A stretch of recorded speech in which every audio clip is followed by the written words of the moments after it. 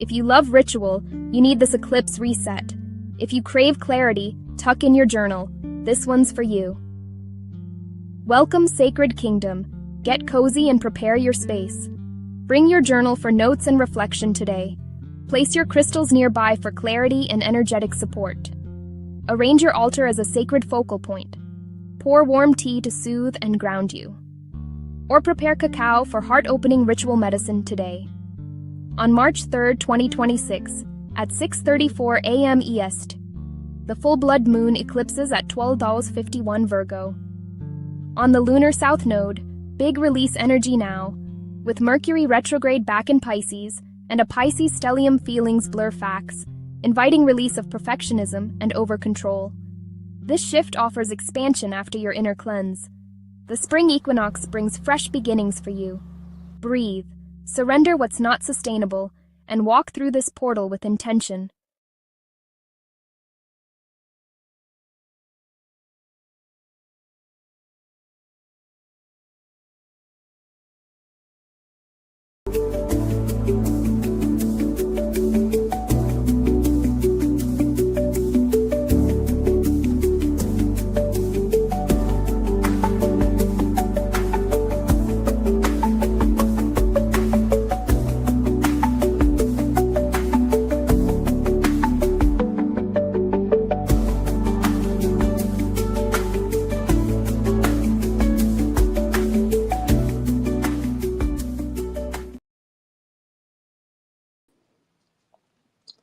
Hey guys, good evening. Happy lunar eclipse, blood moon, full moon on 3/3, this major 3/3 portal. This is the third full moon of the year 2026. Lots of 3 creative energy. So I hope everybody's doing well. Tonight we have some things to share with you guys, and we're going to be talking about this Pisces Virgo axis, and just how to transmute these energies, and just kind of talk about what everybody else has going on tonight while we chill in this full moon space. So tonight we have Marcus and Rhonda, and Cricket the Gift, and Kat and Sarah here with us. Let's see.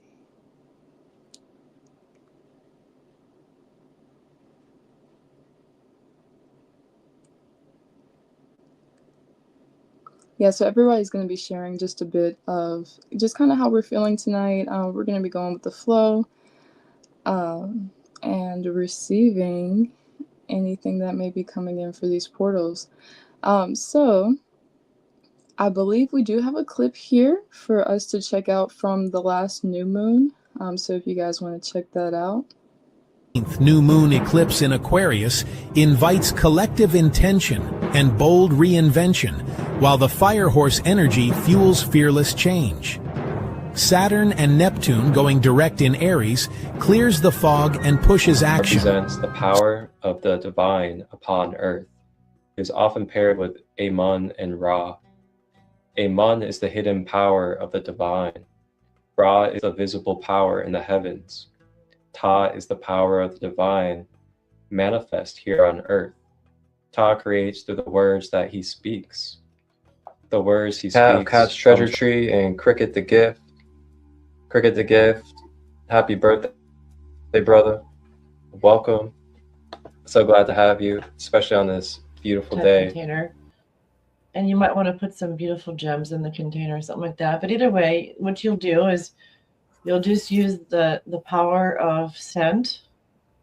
Aromatherapy is essentially what I'm saying. And put the essential oil on. You say an intention before you do it, okay? I intend to empower myself to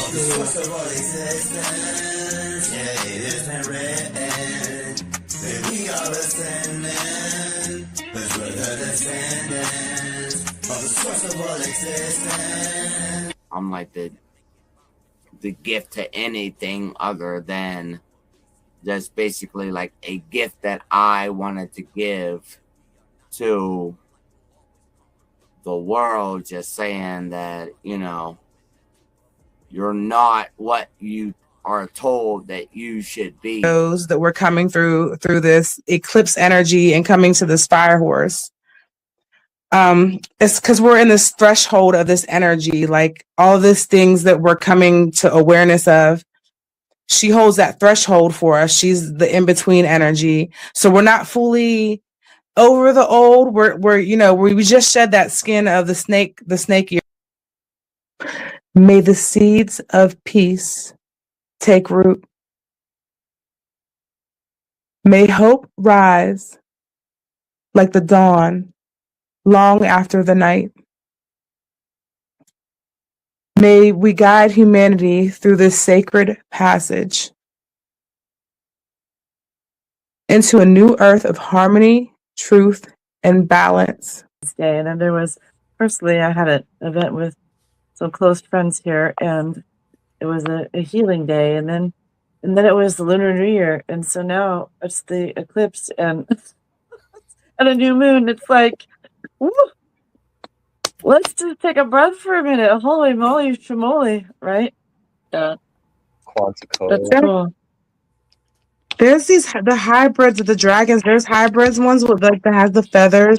There's hybrid ones that are horse, and that's where the fire horse, I think it is like a hybrid of a dragon and the horse. All kinds of things happening.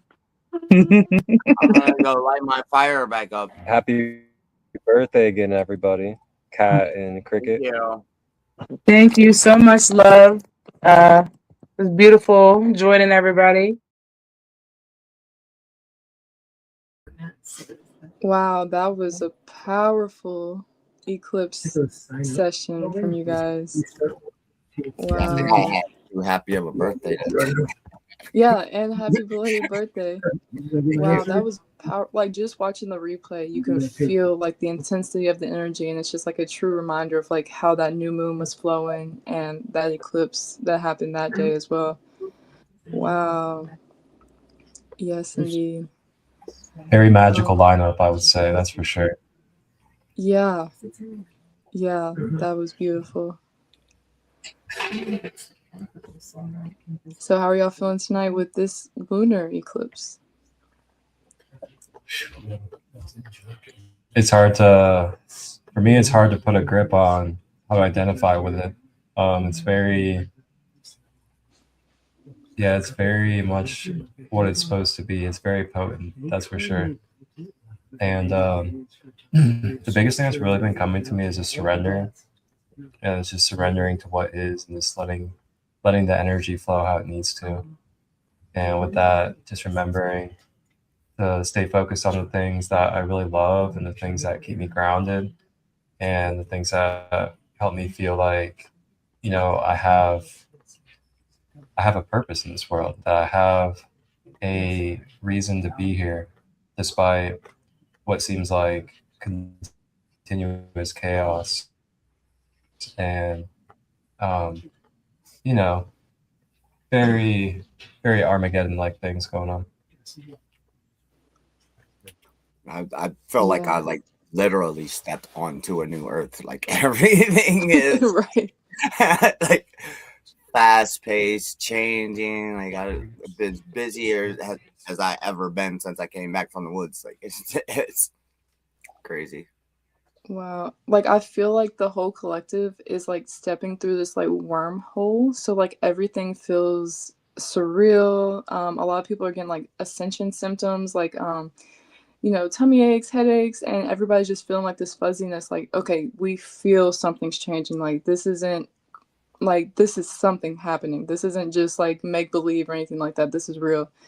And I think it's also helping awaken some people to the energies of the world around us, just because it's so strong and so potent. How can you not feel this? Oh, my wife Missy she's like full-fledged, like into her powers now. It's like her shift has been super crazy. Hey, yeah, total upgrades. Yeah. Yeah, I've been hearing about a lot of people tapping into like their clairvoyance. Like some people had it like onset to where it was like coming in, but over these last few days, like a lot of people are just slammed with it right now too. Yeah. Wow. And that's that Pisces energy for you too, because So Pisces has the capacity to create change through her dreams. That's the archetype. So this sensitivity helps the sign get in tune with the other dimensions. So she can dive into the water of the unconscious and come back with a vision of the brave new world. So like this major lunar eclipse and the solar eclipse together, like, ooh, it's really for the people who are ready for the gifts, because we all have gifts, right? But for the people who are ready for the gifts, it's coming. And we also had a very similar, well, if not the same, eclipse last year around this time, the Virgo and Pisces axis. We had the lunar eclipse and a solar eclipse around the same time as well. So to have those doubles, everything is being multiplied. All the manifestations we have are being doubled. So if you could remember those manifestations you might have had this time last year during this portal, you could also like double up on that energy as well. That's how strong it is.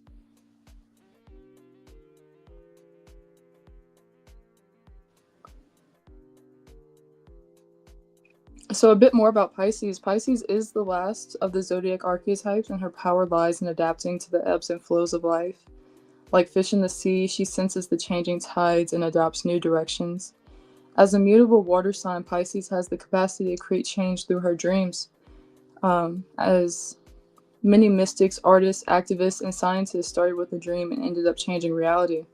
Piscean sensitivity helps this sign get in tune with the other dimensions. She can dive into the water of the unconscious and come back with a vision of the brave new world. Being such a receptive and emphatic sign, the Piscean archetype is like a sponge, absorbing everything from her environment. This can leave her drained and exhausted. Good boundaries are not her strongest suit, and from time to time she withdraws from society to be alone. This can take a shape of a meditation retreat, solo outdoor adventure, or staying at home to work on a piece of art or music. The zodiac sign can teach us the difference between being alone and being lonely. Spending time in solitude with the correct intent can deepen our relationship with life, with our dreams, and help us explore interconnectedness. So Pisces is a feminine sign. Its polarity is negative. It's a receptive energy. It's a mutable water sign. And it's ruled by Jupiter and Neptune. And the motto for Pisces is I dream. Where'd everybody go? We're still here with you. Okay. I just look up and I'm like, okay. Hello.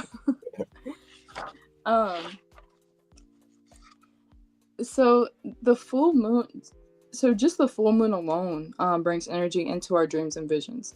So just a regular, normal Pisces full moon, fuels and amplifies our dreams and intentions. But this super lunar eclipse really, really boosts that.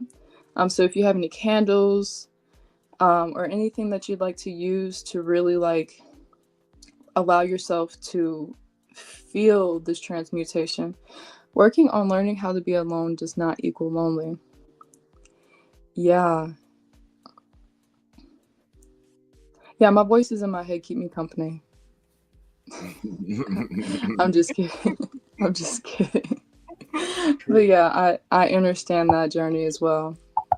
Being in solitude is very powerful, especially when you're able to, not only be alone, but also be like comfortable in that space and not feel anxious in that space. And that's when you really gain the power of being alone. So if we are willing to listen to our inner voice and open ourselves up to possibilities, we can celebrate intuitive insights and healing breakthroughs. So this is a good time for your intuitive insights and healing breakthroughs. I would like to mention that, like, while I was just mentioning about the candles and everything, you could really do anything that just makes you feel like you can see it happening. So even if you don't have candles or you don't have incense or anything like that, as long as you feel it happening within yourself. Some people like the visual things like crystals and candles, but it's not a must when it comes to manifestations. Like if you just wanted to manifest with your mind and didn't know where to start, you could write it down so that your eyes could see it, or just anything to help your mind truly believe it, because we create things with our mind, and that's what we can use this energy to amplify. And then it ends with the light of Luna can also help us understand the difference between being a mystic or a martyr in our own life. Interesting. Oh, it also mentions, sorry, I know I was like, this is the last thing, but here's something else. We can see the tension. Well, so as with every archetype, there's a shadow side to Pisces. And with the light of the full moon, we can see the tension between our dreams and daily life, which can push us into escapism as well. So that's kind of like the shadow side of it. So as long as we're able to anchor in that higher level energy, we shouldn't struggle with that too much.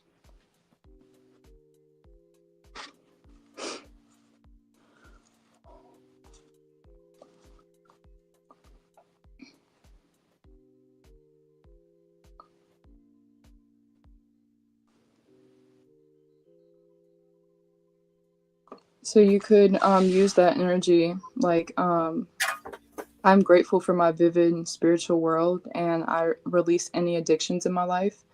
Virgo energy is a really good energy to... Guys, am I reading full moon in Pisces when I'm meant to be doing...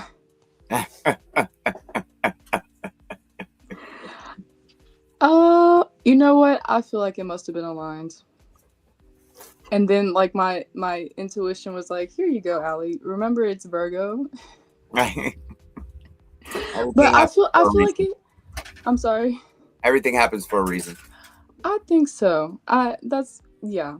Okay. Anyways, just off the dome, Virgo energy is really good to help you break addictions with, because the Virgo energy is very thorough when it comes to like organizing things, getting things sorted out in your life. So with this Pisces Virgo mix, I guess the sun in Pisces, the moon in Virgo, this is a good time for you to break addictions. So if you're trying to quit caffeine right now, if you want to let go of meat, or if there's anything or cigarettes, anything that you want to release right now, you can begin to release that now. And if I'm not mistaken, I think I quit smoking cigarettes around a Virgo full moon as well. It was around like a February, March time. You're very welcome. That's good, because I do need to quit cigarettes. Once you break that chain, oh my gosh. Y'all should have seen my face the day I realized I quit.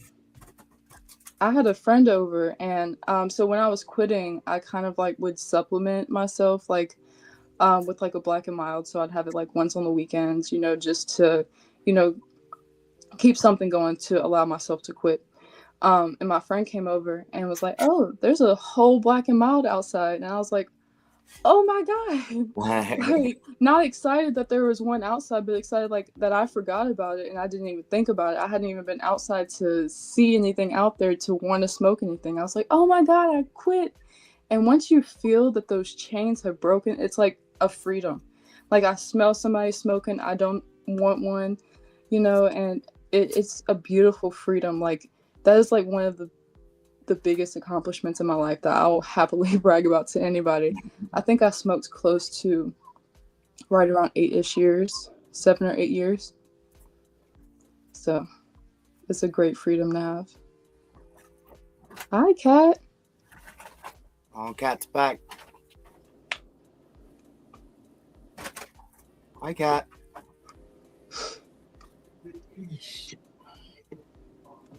We'll see if she's back. It is Mercury. Kat's in all the dimensions right now. Am I still on mute? Yeah. Oh. There you go. Hi. I was about to hit you with the. Can you guys hear me at all? I knew the Jeopardy music was coming. We can hear you now, Kat. Cat's in the house, everyone.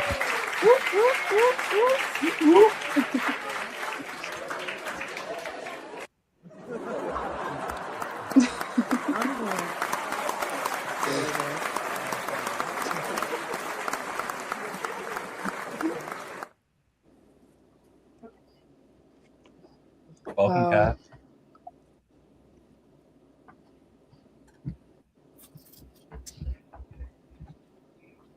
Hello. Hi. Hi.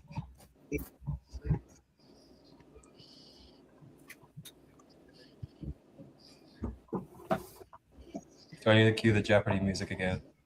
Oh. There she goes. Lost her.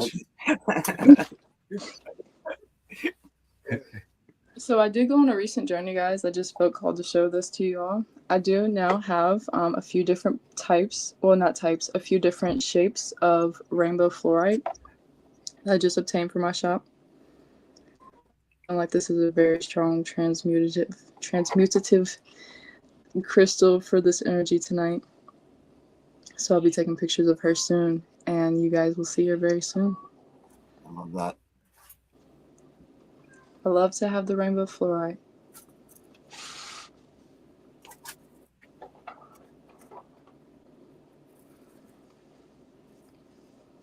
So what is it, the Egyptian zodiac or the Egyptian archetype for Virgo? Aha. Shamanic Egyptian astrology. I need that book. Right. Oh. You do. Yeah, I can share a little bit from the book for you guys and talk about what Virgo means in shamanic Egyptian astrology compared to Western astrology, and kind of also guide you guys into a little bit of a introspective, breath guided exercise as well, just to bring ourselves to center and connect with the Virgo energy. And also too, since we are in a eclipse portal and it is also a full moon, we can also kind of call in some of the intentions and some of the energy that we wish to draw in for our manifestations as well. So shamanic Egyptian astrology is also called your planetary relationship to the gods.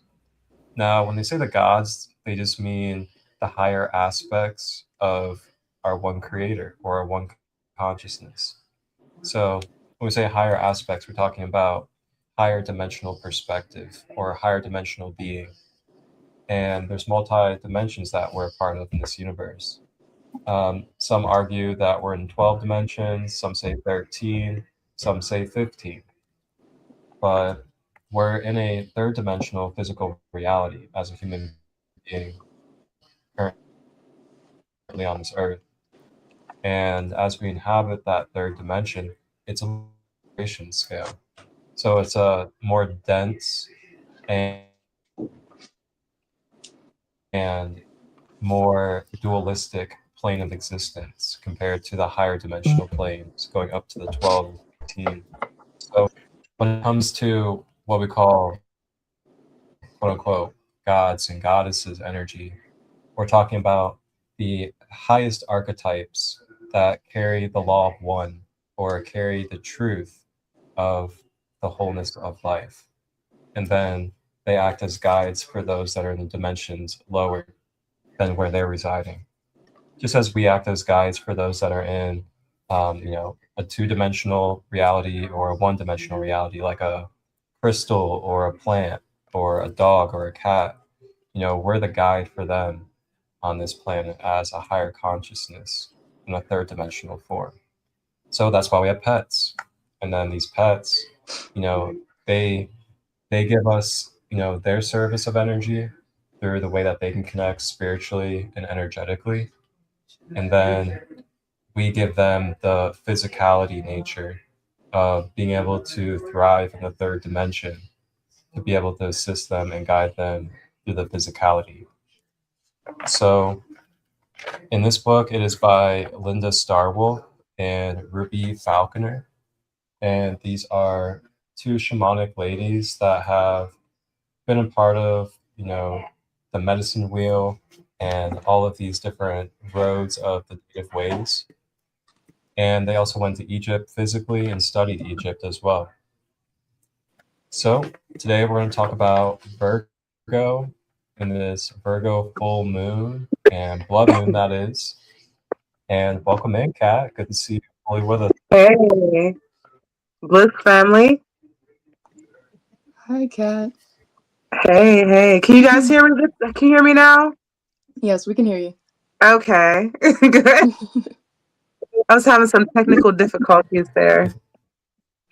Welcome in. Thank you. No worries. Welcome in. All right. So I'm going to talk about Virgo and Egyptian shamanic astrology.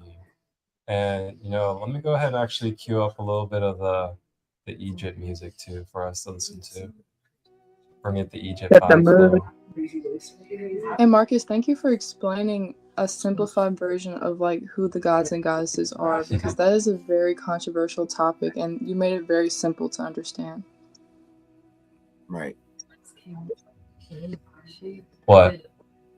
The explanation of like the gods and goddesses and where they lie on the chain of events, I guess. Yeah, for sure. Yeah, that's why honestly, like, I don't really use the terminology like god and goddesses when I'm talking about archetypes too much, because like you said, it's like controversial and it can really take people into such a polarizing perspective about what it is, when really it's just all archetypes, different energies and forms that are representing different vibrations and signatures of parts of creation, and it makes up the whole creation, which is called the Nether in Egypt. That's why I really love the Egyptian. But yeah, let's dive in. So and Kemetic. That's why I really am passionate about the Egyptian and Kemetic, because they refer to them as needers, and they understand that they're just like energies and that they're part of everything. Like, you know, they're a mix of emotions and energies embodied. Yeah.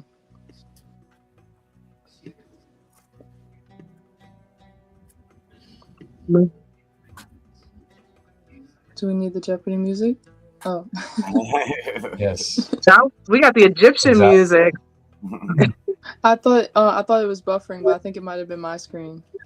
Oh.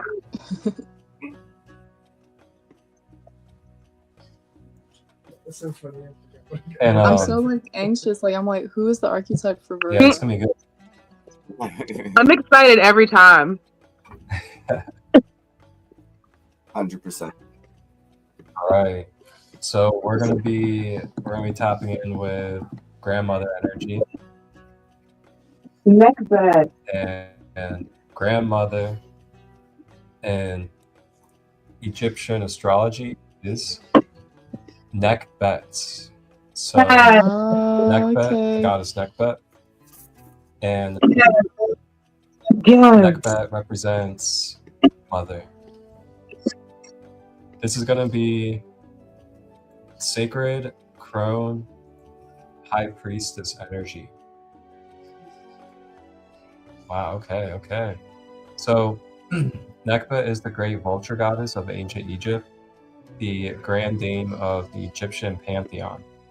She is the mother crone, the wise one.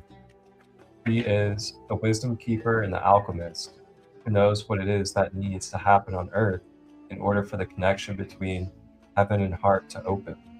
She is the high crone priestess, the mother superior, the guardian, and the guide. It is she whose apparel must be sought in order for safe passage into the mysteries. Nekbet is a part of a group of Neteru from the ancient sky religion of Egypt. Her image adorns many of the temples along the Nile. She is often portrayed as a vulture, great above the portals to the temple. It is she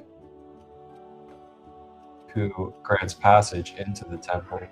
It is she who serves as a gargoyle at the gate of the great mystery. She is the elder sage, grandmother, who prepares her children for their journey into the mysteries. It is she who assesses if they are ready for the journey. It is she who helps them to digest the poisons along the way so that they may find out what they can truly stomach in their lives. No one enters the mystery without approval from the great crone Nekhbet. Nekhbet is the elder Isis, the black Isis. It is she who knows about life and death, youth and eldership. All the other gods and goddesses reside within her, because she is the ancient mother. It is she who takes us to meet the other Neteru. She initiates us into an alchemical process that involves all of the great archetypes. She is similar to her Cobra sister, Wajet. However, they were the two ladies, the guardians of ancient Egypt. Their dual images were often portrayed with the pharaoh. Wajet was the red crown of Egypt, associated with the lower Egypt, while Nekhbet was the white crown associated with the upper. Together they represented the power of the unified Egypt. In these images, Nekhbet was sometimes portrayed as a winged serpent. Nekhbet and Wajet are both purifiers. Both work to remove the toxins that prevent life force energy from flowing within us. While Wajet is the great awakener who breaks through the blocks in our energy field, Nekhbet alchemically transforms and transmutes the toxins in our body so that they become nourishment to our soul. Nekhbet was the cosmic mother of the king, and in the myths and stories of ancient Egypt, she was sometimes referred to as the nursemaid to the king. The pharaoh was her child, and she was responsible for seeing that she was ready to become a wise ruler. Without the permission of Nekhbet, he cannot rule, much as in some Native American tribes. The elder clan grandmother decides who will be the chief. If the chief does not lead appropriately, the grandmother's to see it that he is removed. When grandmother Nekhbet comes to visit, it is time to be on our best behavior, for she tolerates no disrespect. In shamanic Egyptian astrology, Nekhbet is associated with Virgo. Virgo is the last of the 6 signs associated with the development of an individual. Virgo's job is that of perfecting individual expression, so that the individual might better enter into a relationship with others. Virgo is an earth sign. Its practical nature is expressed through examining what works and what doesn't work. Virgo is discerning and critical, with an eye toward what it is that needs to be improved. In the pure sense, Virgo refers to the virgin, a woman who is full and complete unto herself. This does not mean that she doesn't relate to others, it simply means that she does not need others in order to feel complete. The woman is the essence of the priestess whose spiritual path is her guiding light in life. Her spiritual work comes before all else, and nothing will deter her from her path. So too with Mother Nekhbet. As true of all wise crones, she knows what is most important and allows nothing to distract her. Now, the shadow side of Virgo is perfectionism, nitpicking, and fussiness. When Virgo individuals lose sight of their sole purpose, their considerable powers of discernment and criticism can be used as a weapon, finding fault in those around them rather than keeping their mind and their energy on the task. The dharma of those with Nekhbet in the chart is to walk the path of responsibility. Nekhbet is a hard taskmaker. She demands nothing less than total and complete dedication to our soul's path. In order to be true to oneself, to be pure, one must set aside the ego concerns and open to which we are here to do. Nekhbet demands purity from her grandchildren, purity of mind, purity of heart, and purity of action. Nekhbet represents the path of service, spiritual consciousness put into action on earth. The Buddhist teacher and philosopher Thich Nhat Hanh rights of the fifth precept. This concept suggests that we humans be consciously aware of everything we consume, that we choose to consume only that which benefits us and the planet. This includes not only what we eat and drink, but what we read, watch on TV, in movies, and the conversations we engage in. Everything that we put into our body must nourish and sustain it. All that degrades the body, mind, and soul must be avoided. This is a Virgoian idea that we must strive to be pure in the body, mind, and spirit. It is Nekhmet who demands the purity from us.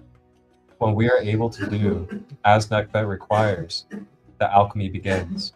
When we are able to make small conscious choices every day, choices that reflect a step toward wholeness and staying awake rather than addiction and sleep, magical changes begin to happen in our daily lives.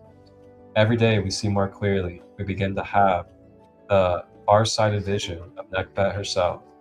Her gift to us is wisdom and a larger understanding that can only be obtained by being able to view the bigger picture.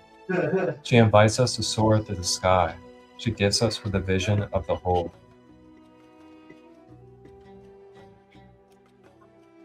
Wow. Ooh-wee. Wow, I was just channeling like so And, many similarities to that. Sorry.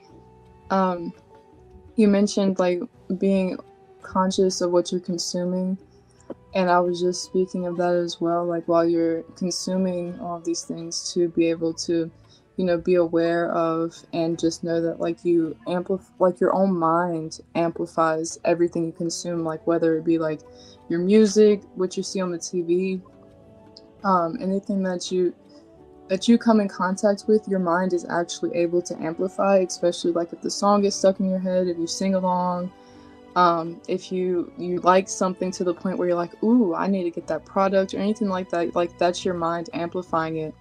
So I love that a lot. I love the synchronicities already. That Wadjet and Nekhmet energy has been coming up a lot. Like Wadjet is like the activation, and Nekhmet is the integration, like embodiment of it. So they kind of go hand in hand. Yeah. And I also love how it mentioned like how Virgo is the last of like the working on yourself, the sixth one, and then you transition to the next part of the hero's journey. I really love it when the zodiac is explained as the hero's journey, because it is, you know. It all comes full circle. And I think you're I think I found out while you went into the Pisces moon also, because I believe Misty is Virgo North Node and a Pisces South Node or something like that. Oh yeah, so this is a good time for you, Missy. Yeah, that's why I'm pretty sure that's why she's activating so quickly.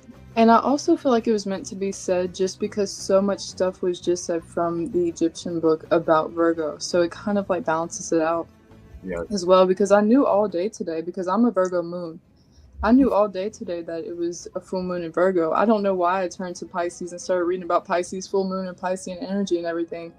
And then it came back to me and it was like, oh yeah, Virgo full moon is a good time to, oops. It's a mix of all those energies though right now. You have to think about all the planets that are in alignment and that are in our energy that are bringing all these things to our awareness. Just coming through a double eclipse portal on this, like with the 333, we just had a portal.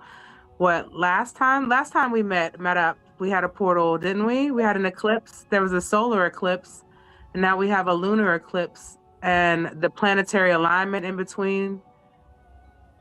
There's a lot of.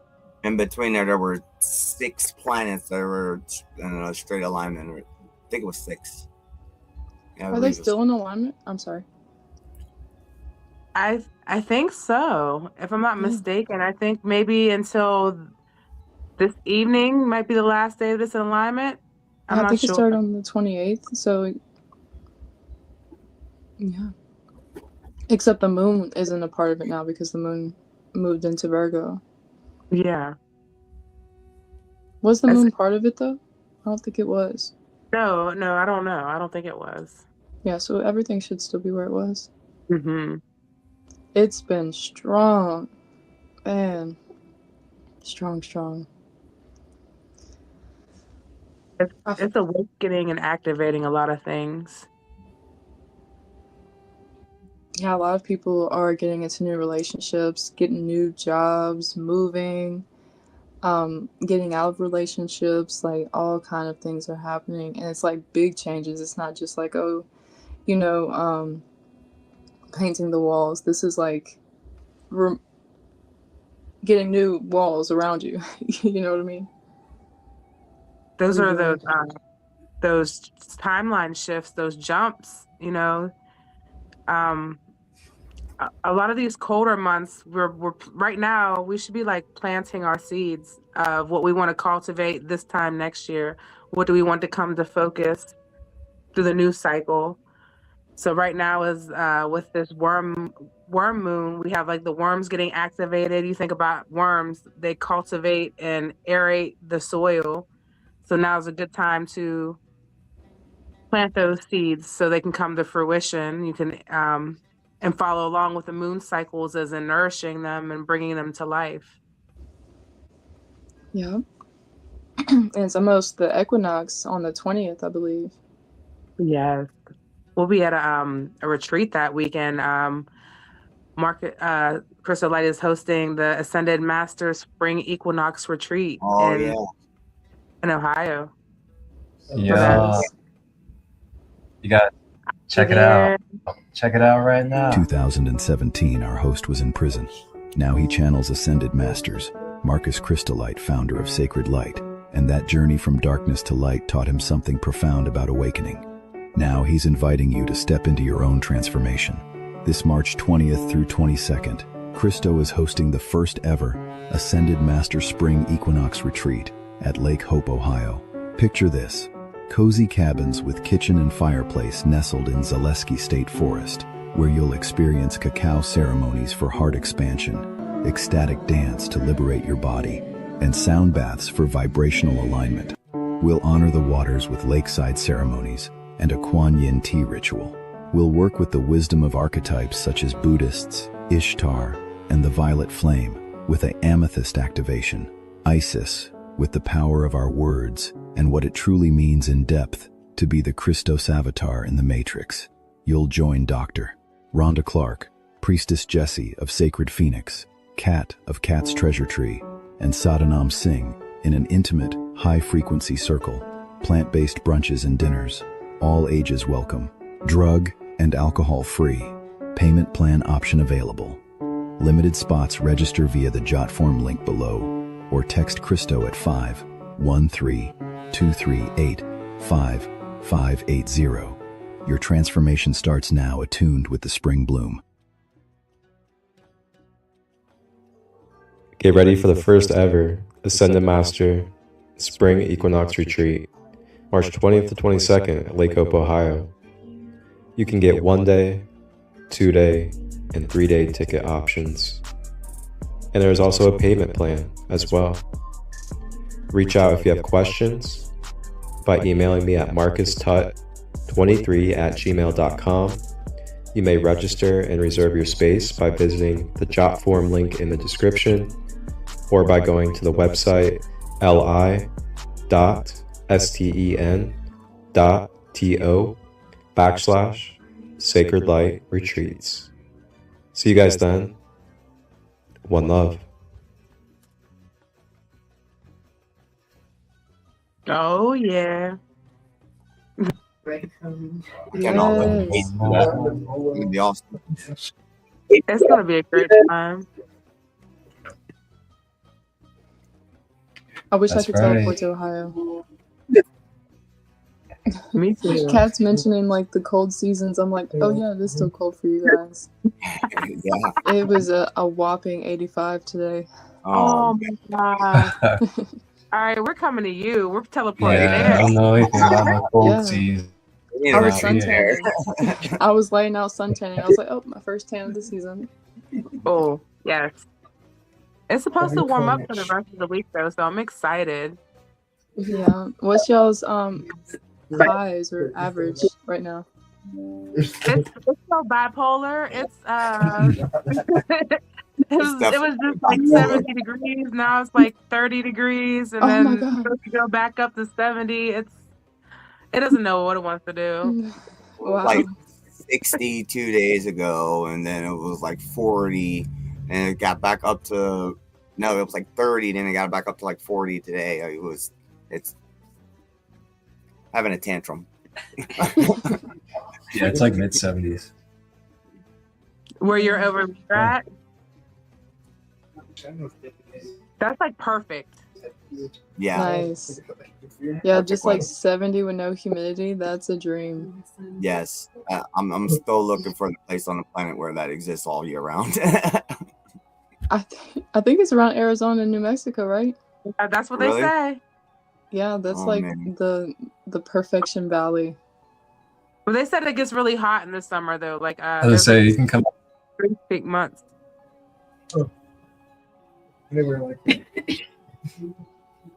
They say Los Angeles has pretty perfect weather as well. Like Yeah. never really changes out of that window. Probably where the redwood forest is. I definitely want to go there. I want to see those big gigantic trees. Oh yeah, I have a colleague who also is like really in tune. You may see me do some lives with him. He's also up there and he shares pictures of those big trees and everything. Yeah. I want to go through. They have like tunnels through them, like where you can walk actually through them. And man, Yes. Yeah. It's gonna beautiful. And I checked on the alignment, and I actually have a sky view map on my phone, so I can actually see they all are still like just a little bit off from each other, but still kind of like aligned. Nice. Yeah. I love those apps. Yeah, it's not, I love that app. I'm thinking about like getting a subscription for it or something. Do you guys know how to tell the difference between a planet and a star by looking at it? For the most part, yeah. Yeah. Well, the trick is that planets don't twinkle. Huh. Yep. I would say it's like the different colors and the shapes. Like yeah, you could definitely see the colors and everything. But if you're curious, like for the ones like Venus can sometimes be pretty on the star side and everything. Sometimes Saturn too. yeah. If it doesn't twinkle and it's just beaming, it's a planet. I love how big Jupiter always is. Like Jupiter's always like a prominent one. You're like, oh, yep, that's it. There he is. Mm-hmm. Right in your face. Mars gives off like I used to think it was a plane, but it would never move. So it's like it twinkles like red and green, like back and forth. Oh yeah. Huh. I know that there's a star. It's what Polaris. It does. It's like a disco light. I swear to goodness. Every time I see it, it's like shining like a disco light, and I think I'm going crazy. I'm like, what's going on? Yeah. I think it's Polaris, and it's the. Yeah, something like that. So my parents, when I was a child, used to tell me, yes, Sarah, come on. Yes, Sarah. Please come. They used to tell me that when they're sparkling, that means that they've already exploded and that we're just now seeing it. I didn't really research into that, but it was like one of the theories. We're so far away. We're just now seeing it's just now catching up to us. Yeah. So who knows? Or how far away are we? That's the question.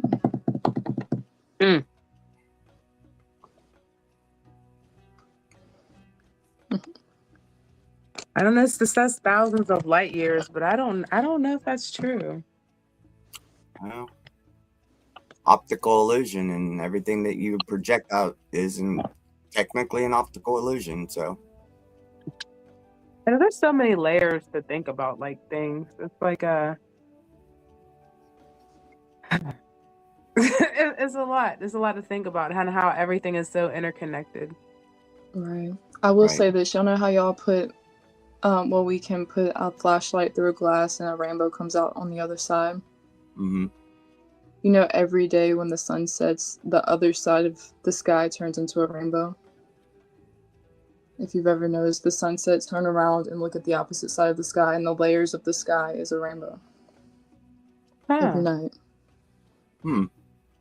I knew I've noticed like the colors in the sky during sunset, but I never paid attention to that. I'm gonna have to check that out.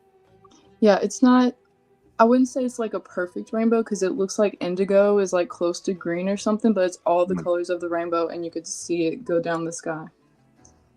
Like watercolors. Fruit for thought.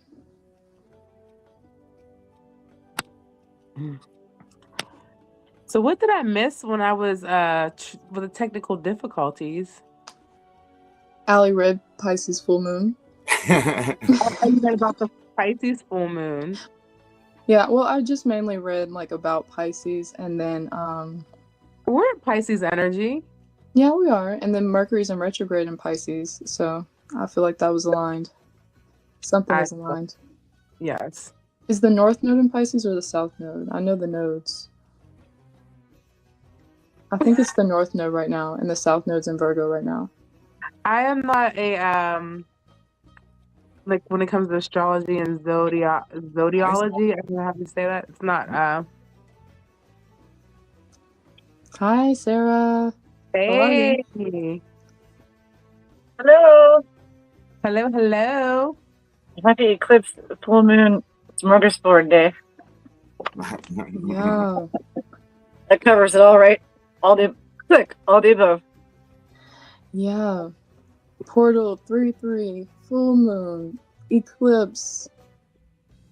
5 planets in Pisces, like the moon. Right. So, Like the moon. you know, that's why the Pisces had to be done. Come out. Right after a 3 eclipse cycle or a 3 freaking whatever cycle.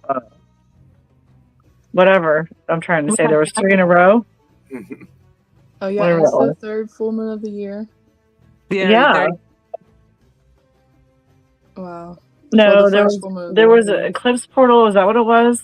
Or something like that? Or I don't know what it was. There was some kind of... I think around the new moon. Was that about 2 weeks ago?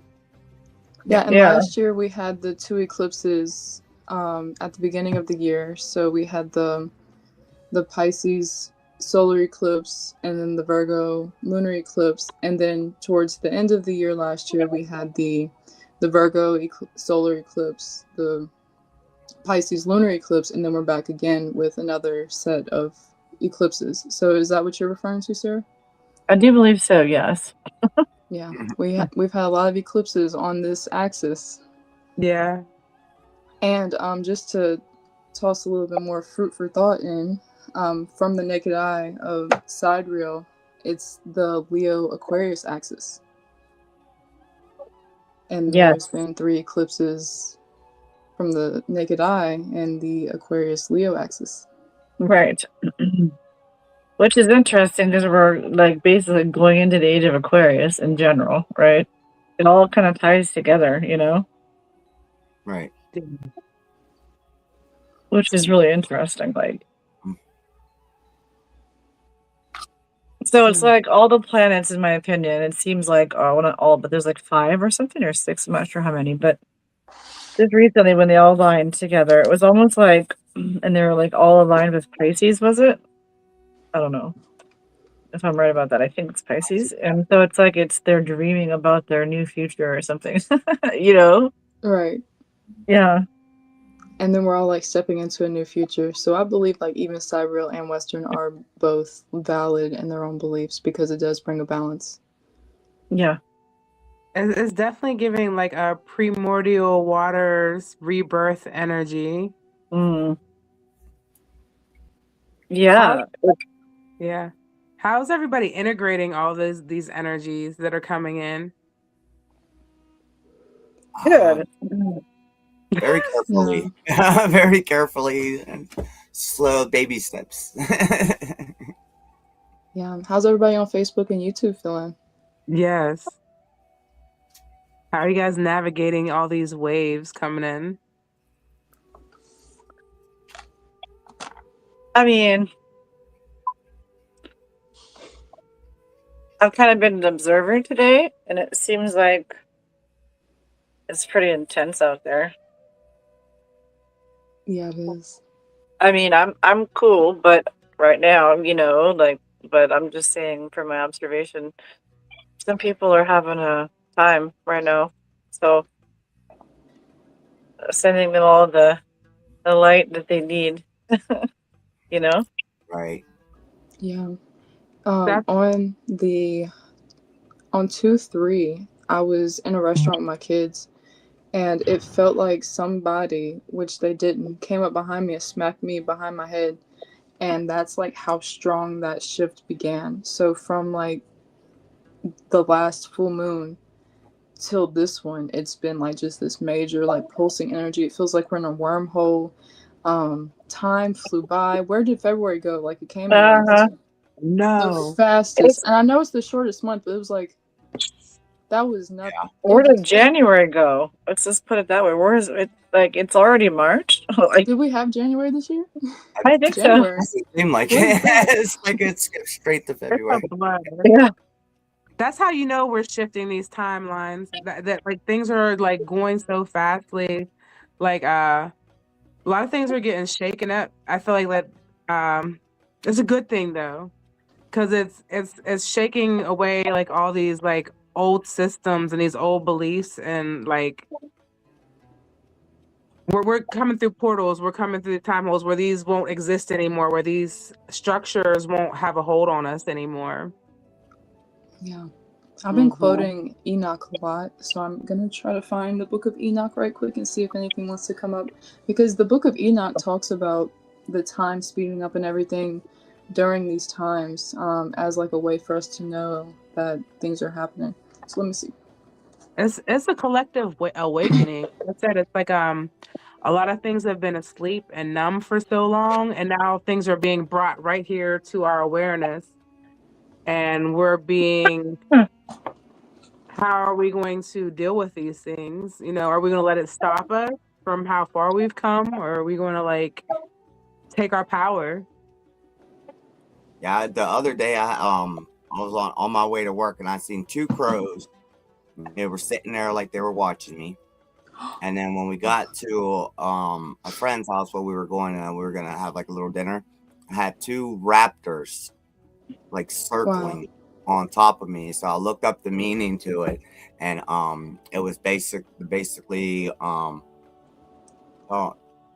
something about being patient, but everything is happening right now. Like Right. Yep. and it literally said the words right now. Right. Like with The those crows- two combinations of birds together, it was like it's right now.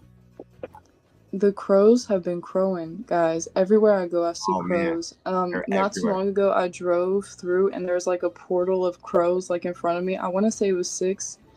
And then not too long after that, I was at a gas station, and I couldn't even count the crows. There was like 30 of them, and they were all talking.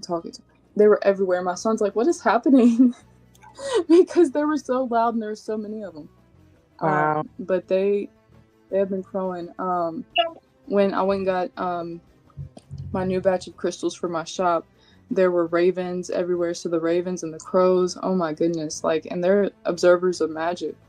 So however, if y'all have been seeing crows, it's like everywhere I go. Like I walk outside, crows. Go to Walmart, crows.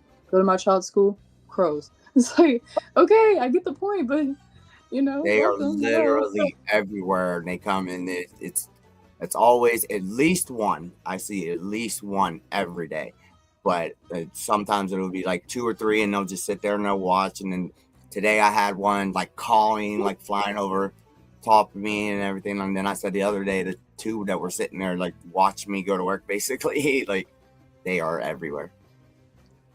Yeah, they are. Well, they say crows have a communication system that travels across countries. So, like, if a crow sees you and he thinks that if he knows that you're good or knows that like you're one of those people that like call at the birds and like try to get them, like they remember that and send it across the world to watch out for you, and they will recognize your face just from how they communicate. They're so smart. They remember you for like generations too. Yeah, generations. Yeah. Well, probably part of their folk tales. And was one day and fed them. You know how we have like folk tales about archetypes? They're probably like, this human is a part of our folk tale. Remember that human that fed us? Yeah. Has like a secret cave of like pictures of us, and we're like, Saint Abby. In their nest. Saint Abby, Saint Cricket. Right.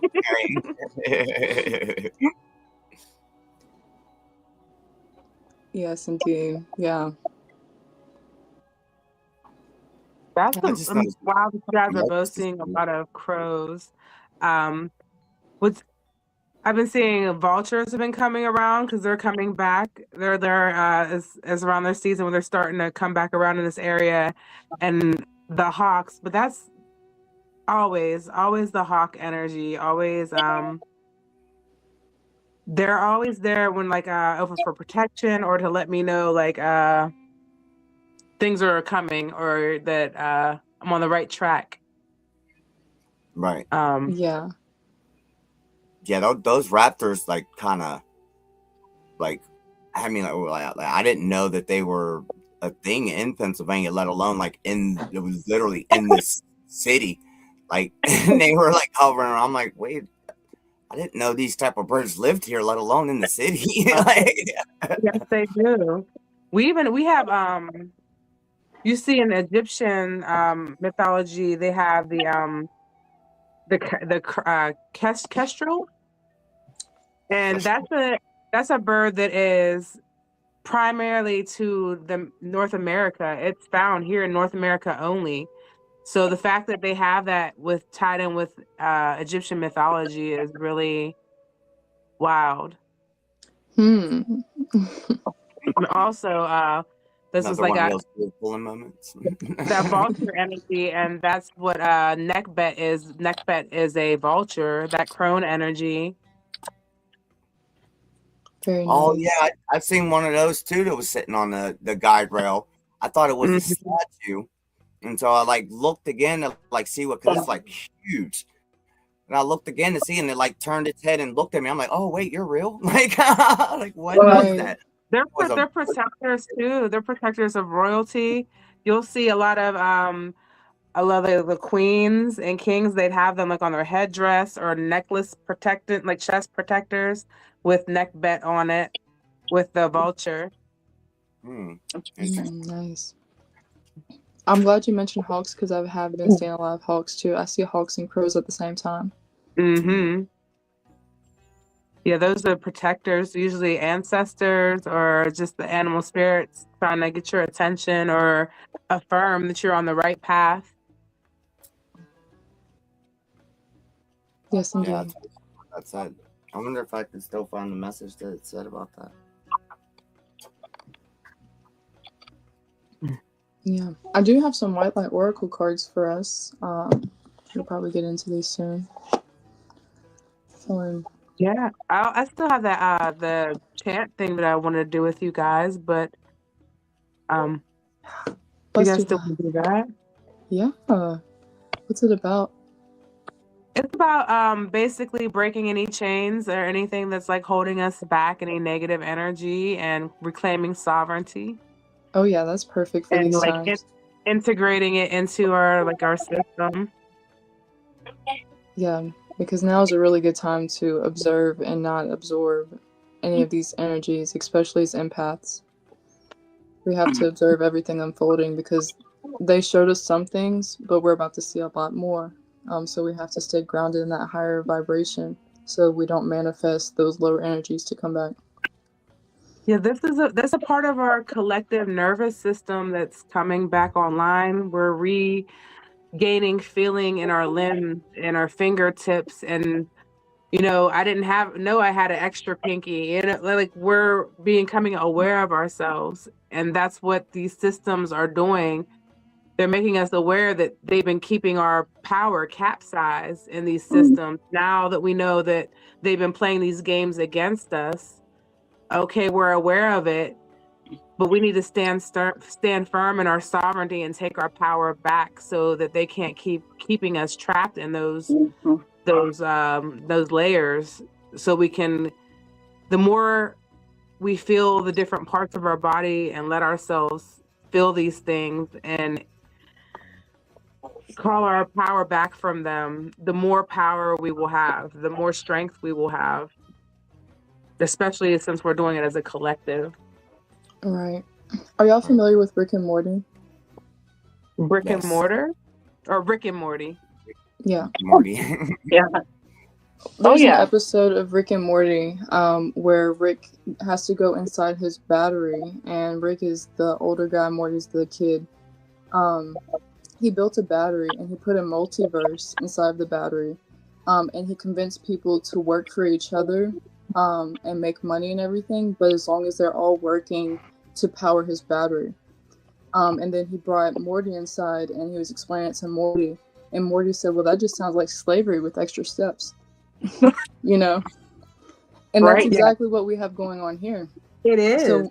So once we know that, so once we know that, we're like, okay, yeah, you know what? I have free will. No, thank you. That's what we're coming to. We're coming to realizing that this is all a game they've been playing with us. It's being leaked right in front of us. That's what all this is. It's showing how many people had a hand in our destruction and keeping us asleep. But why are they keeping us asleep? What are they keeping us asleep for? They must be aware that we're more powerful than what we think we are. Yep. Oh yeah, they know Right this. there. And there's a lot of people, once you go into your awakening, you're like, oh wow, like I'm awake, and feel like superior to the powers that be. And I hate to say this so bluntly, but the powers that be have us suppressed because they were already awake. They already know the matrix codes. They hijack the matrix codes to program us to go to sleep. Right. Well, And we're so once awake people now. realize what we're truly up against, and once people realize what we're truly up against, we're up against people who do know the codes. We tap more into our codes and are like, okay, all right, well, since y'all aren't just trying to control us for no reason, now we feel more powerful enough to really claim it back. Yeah. Just think about, not to bag on organized religion, but that's a very deep program, belief, in our hearts, right? In our souls, right? Being faithful to the light, being faithful to God, being faithful to the Creator, right? Well, if you think about it, the very first thing most of them say are, well, you're born a sinner. Right. You're just a fluke. If I'm made in God's image, You know what I'm saying?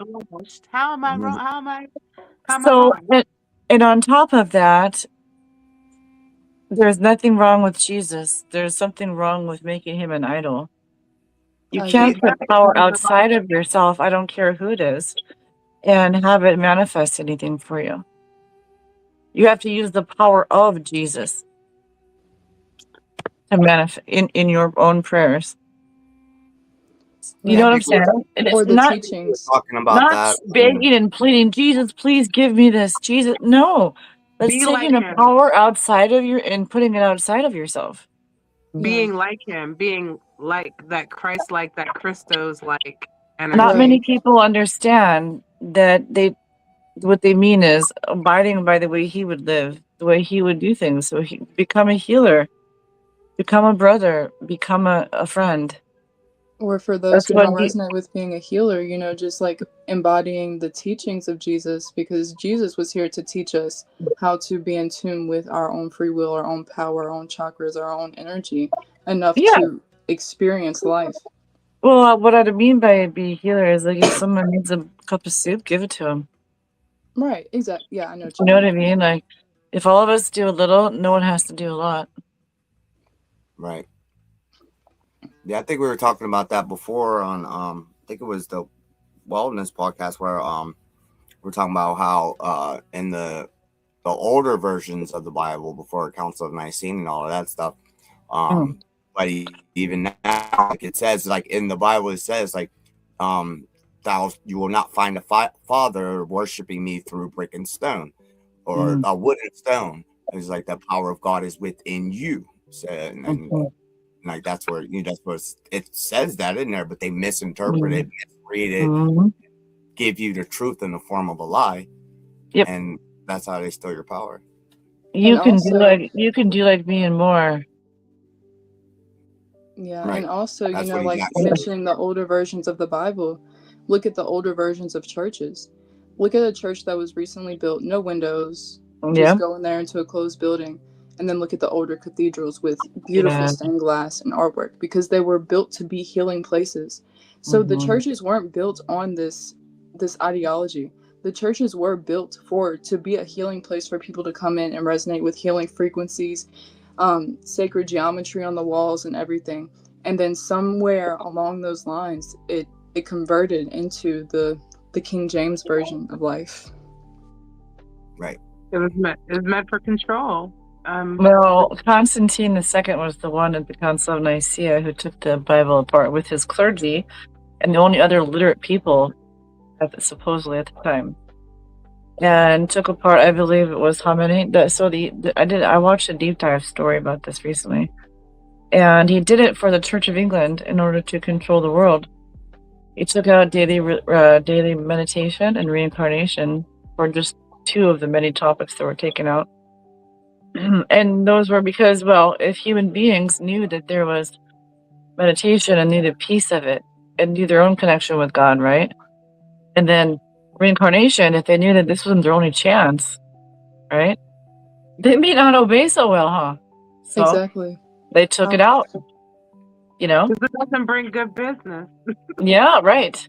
Well, and then all the other, I believe, this is just my idea, but I'm pretty sure that all the other chapters and all the things that were taken out is because it showed that we're not little peon little sinners, just little flukes that just happen to be in this little place all alone in the universe, all by yourself, you little sinner.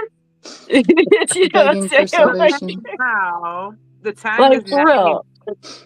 They want us to feel like we need them. That way we feel weak. So they tell us when we're born, you're weak. You're a sinner, you're bad, you need to behave for somebody or else you're going to Here's some when poison. you die, you're not gonna come back and you're gonna live in pay. misery. You have to pay to be forgiven.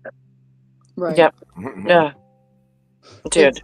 This is step 1 the is reason knowing. why They teach you obedience, not sovereignty. Yeah, they know. Like you said earlier, they freaking know. They beyond know. They control us. They're masters of it. These are all those ones. These are all those systems that are falling. These systems are falling.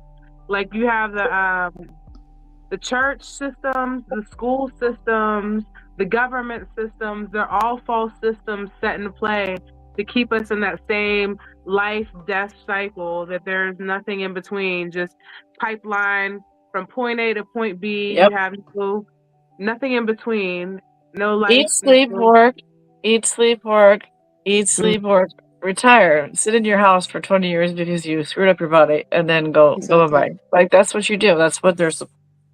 Whoa, wow, how exciting. And the reason I quit pharmacy school was actually had to do with the elderly. I noticed how medicated the elderly were. And that's when I started spiraling down. And I was like, I'm going to school for something I don't even agree with anymore. And that's when like my whole career set changed. And I ended up in engineering and I just trailed off, because like when I started learning more about like what they're doing, because like once the elderly retire, they heavily medicate them and to where like they're zombies at that point as well. So it's like it's crazy. I could talk about that for hours. That's why these veils are being pulled because It's a time. It's a time for it. They don't serve their purpose anymore. Yeah, the rug has been to, pulled. to piggyback on the school system. Somebody said, they teach in school. They teach you how to work. They don't teach you how to build wealth. How many wealth building classes did you take in school? They don't teach emotional intelligence either. Like, They didn't teach you nothing about how to have a successful sovereign life. All they taught you how to eat, sleep, and work. And compliance. Yeah. And comply. And it started with in punishment. First day is right. They put you on a time clock, gave you a lunch break, you came back. So it's school is a job that you work for free. And then under the guise of you learning. Yeah, because they get paid for their seats being filled. And and the psychological. If you think about it, if you don't have that piece of paperwork that says that you know anything, then you can't do anything. Right.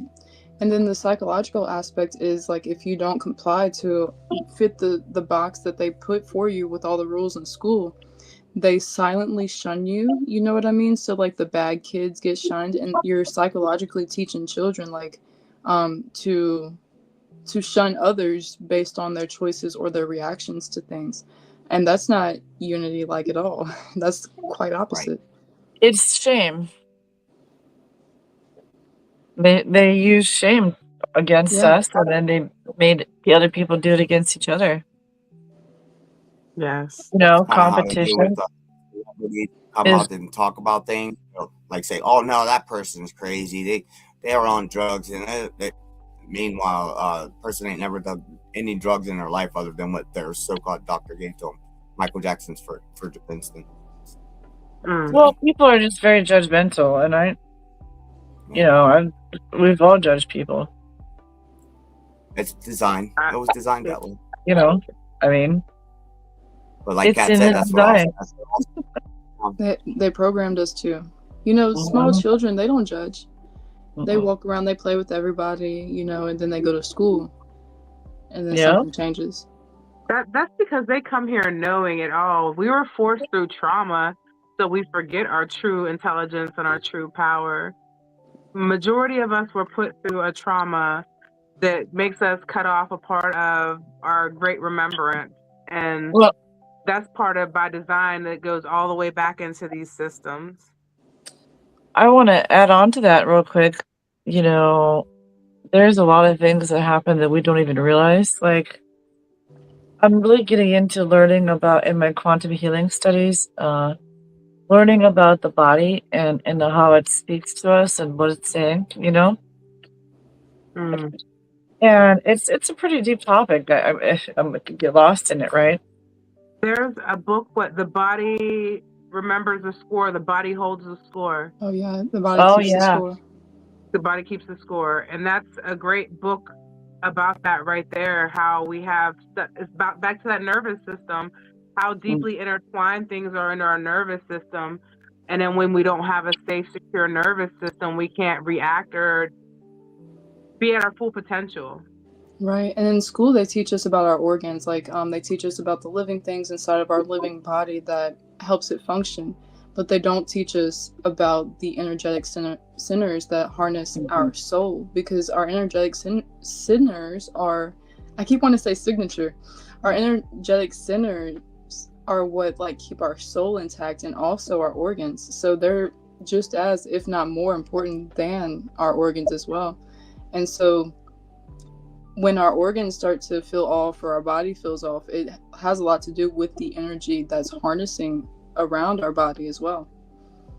Yeah, I was gonna say, if anyone's out there listening and not sure exactly what we're saying, energy is so much more important than anybody really actually realizes. We're just now learning it. Some of us have already known it, but either way, what I mean is think of bad. They're really not bad, but let's just deem these bad just for sake of conversation here. Emotions: depression, rage, anger, sadness, jealousy, resentment, apathy. all these things that we deem bad, right? They actually get stuck in our bodies, in our chakras. And if you go back and look and do research on chakras, those are energy points in the body, and each one has a frequency and a color, and kind of is representative of different emotions and so forth in the body. And it's really interesting how it all ties together. Like, when I didn't even have any clue about energy. I've said this so many times before. Here's a really good story. Case in point. This girl, she was a young girl out bicycling with her friends, like a group of them, and they were out bicycling. And this girl, she fell off her bike, and she really hurt her leg and her thigh, and she was really she really wanted to start crying. But all these girls told her she was being a sissy or whatever, and so she sucked it up, Buttercup. Anyway, long story short, later on, 20, 30 years later, when she was doing deep dives and at her wit's end with her self-esteem and her, social anxiety and all this stuff, well, she started having physical pains and she was about to have a surgery. And anyway, long story short, she found this quantum healer.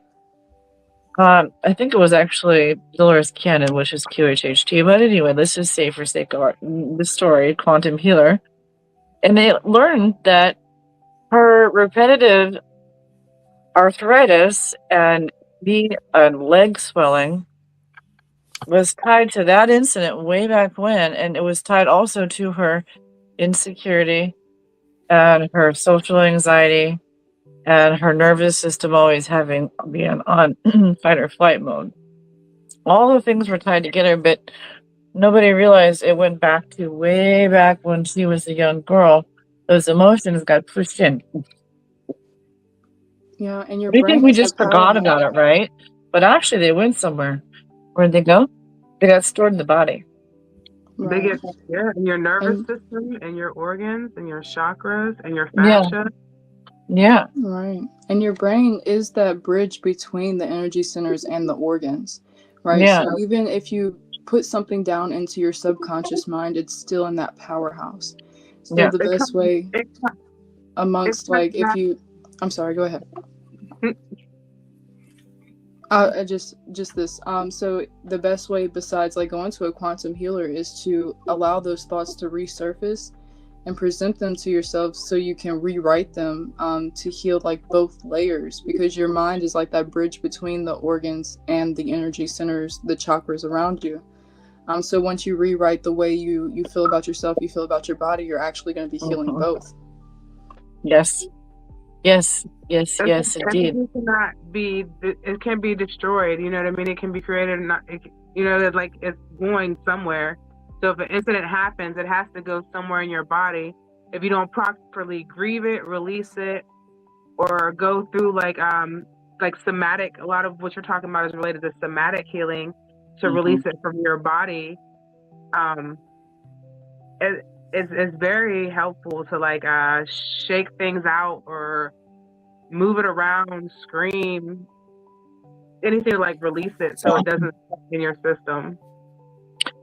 Well, I don't remember exactly where I heard that, but there was somebody who was saying that your chakras are like mini engines in your body, but it works as a full system to flow the energy from above and below, as above, so below.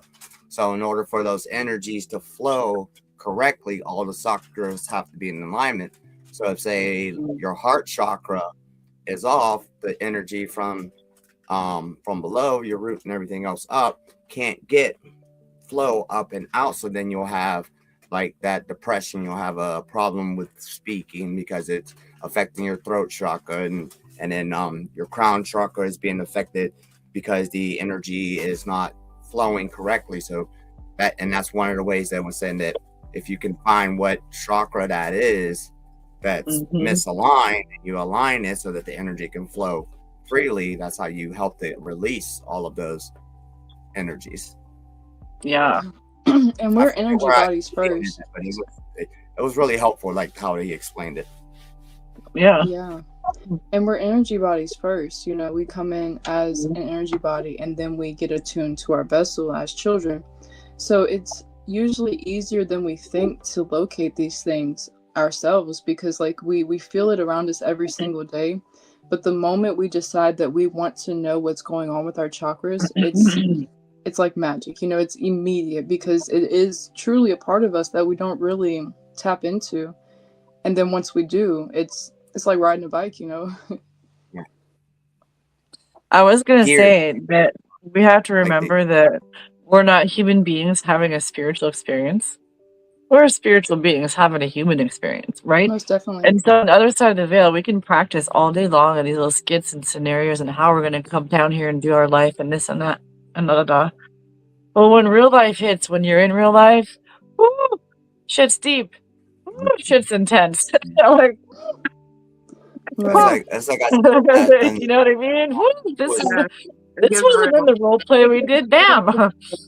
Right. You know? I think it was It's Love that I said it in, where I said that you're a god being human but told that you're a human being. Right. Something like that. Right. I said We're not that's Cool. exactly playing what makeup or pretend as human beings. We're Yeah. spirit of God playing dress up. Right. Okay, so I believe I got me to feel sorry to interrupt you. I believe in Earth School. Yeah. You know, and so Yeah. we have a soul family. We make a plan. We choose who's going to be what. I'm going to do this. I'm going to do that. Okay, ready to go. Okay, ready to go. You know, right? And we all go be born and go to live. You know, and then we experience and then go back up and that, you know, give source our data and then go back to our soul family and give each other data and figure out what we're going to do next. You know, like. Yeah. And then So that's why I say we're spiritual beings having a human experience, because there's way more to life than just being this human. Right, there is. You know? And then like my soul's journey, I'm like learning my soul's journey. Most of the time I'm still in spirit form. Like a lot of times I've learned from doing past life regressions and things over the years, is that what always comes up from different people is like, Allie, you're usually in spirit form just helping people. And so like that's why like I feel like I could never like actually fully get used to being human. It's like I always feel like an odd human. So for anybody who might resonate with that, like you just feel like the weird human. It could have to do that I have Neptune and Aquarius in my first house. Who knows? I mean, Neptune and Uranus and Aquarius in my first house. Who knows? But I feel like it also has a lot to do with like who actually really gets used to this experience. Yeah. Okay, let me ask you a question. Do you bump your feet a lot? Bump them together like Dorothy? Just on stuff, like forget that they're there, trip, things like that? I'm so clumsy. So clumsy. Yeah, I do. Sometimes I'm sorry. They say the reason why, the reason why is because if you're not used to having feet, it trips you up. Yeah. Wow. But what I ended up loving to do is skating. Like I'm a real good roller skater, so I really enjoy that. That's If kind you of where I spend found out. most of your incarnations just being like, vroom, or with wings or with whatever, your feet aren't really that important, are they? So in third dimension, it's like, whoa, oh my god, the closest thing to floating. Right, and then I have to falling remember upstairs. that. Like, oops. I also have to remember that I can't just like telepathically talk to everybody. Like some people don't like that, so it's like okay, my bad. But it's just so much easier for me to like. Here you go. This is what I'm saying. You know, I'm not great with words, but just understand that this is what's going on. Mm-hmm. Yeah, I'm still having a little trouble with the telepathic. It's way stronger, of course, with Missy because we're a couple and everything like that. But yeah, like I'll go to my pocket or something, and she'll say thanks like before I even hand her what it is I'm about to hand her. It's like, yeah, that's that. It's so weird. It's nice, that's like couples therapy. I mean, not therapy. That's like couples telepathy. Yeah, it's so much stronger. Do y'all wear the same colors a lot of the time? Oh yeah, like dress similar. Oh yeah. Yeah. What was it? The one day it was I think she was working on something, and I and I think I wanted a cigarette or something. She's like, and she just came. I didn't say nothing out loud, and she was like, "Oh no, don't worry, I'm about to do it in a second." I'm like, "Do what?" I think it was turn the music on because we were in the car, and she was on her phone. She was like, "Don't worry, I'm gonna turn the music on in a second." And I was like, "Why'd you say that?" She's like, "Because I know you were waiting because you said it was too quiet in here." I was like, "I didn't say anything. I only thought it." I was like, "But yeah, that's exactly what I was thinking." I was like, "It's way too quiet in here." Nice. Yeah. In Navigating Astral, I actually talk about like how to take those subconscious thoughts and consciously put them into public readable thoughts, and then also how to bring them back down to subconscious thoughts. So I got you. We'll be talking about that. Yeah, I'm so upset I missed that class that last time. I was so like ready for that, and I missed it. I'll definitely be there next time. It's okay. So for anybody watching, I do like to talk about Navigating Astral. I just realized that we're on a live and not just like in a group chat. So I have these sessions that I like to do, and I'm actually going to bring them to the public pretty soon and edit some videos and talk about them. It's just where I go through different layers and talk about like how to navigate through the astrals with different aspects. So that's all I'm talking about. That's cool. You want to hear a funny story or a funny thing? Yes. For about 30 or 40 minutes of that, this guy right here. Wait, this way. No, this way. This guy right here. Okay, there. In the middle, between me and Kat. I thought that was a real person for about 40 minutes. I was like, I kept trying to like nonchalantly read his name, and I was like, who is that? And I kept thinking he's not moving much. I thought that's interesting. What are y'all seeing? I don't see it. No lie. Same thing. A couple of times it caught me off guard. I was like, wait. Yeah, the guy that's the shadow, like the silhouette here. For the first 40 minutes, I was like, who is this? Why aren't they saying anything? Like, silent type, huh? well, no one's forcing you to be here. You can get off. It's cool. Have a nice night. Thanks for coming. You know,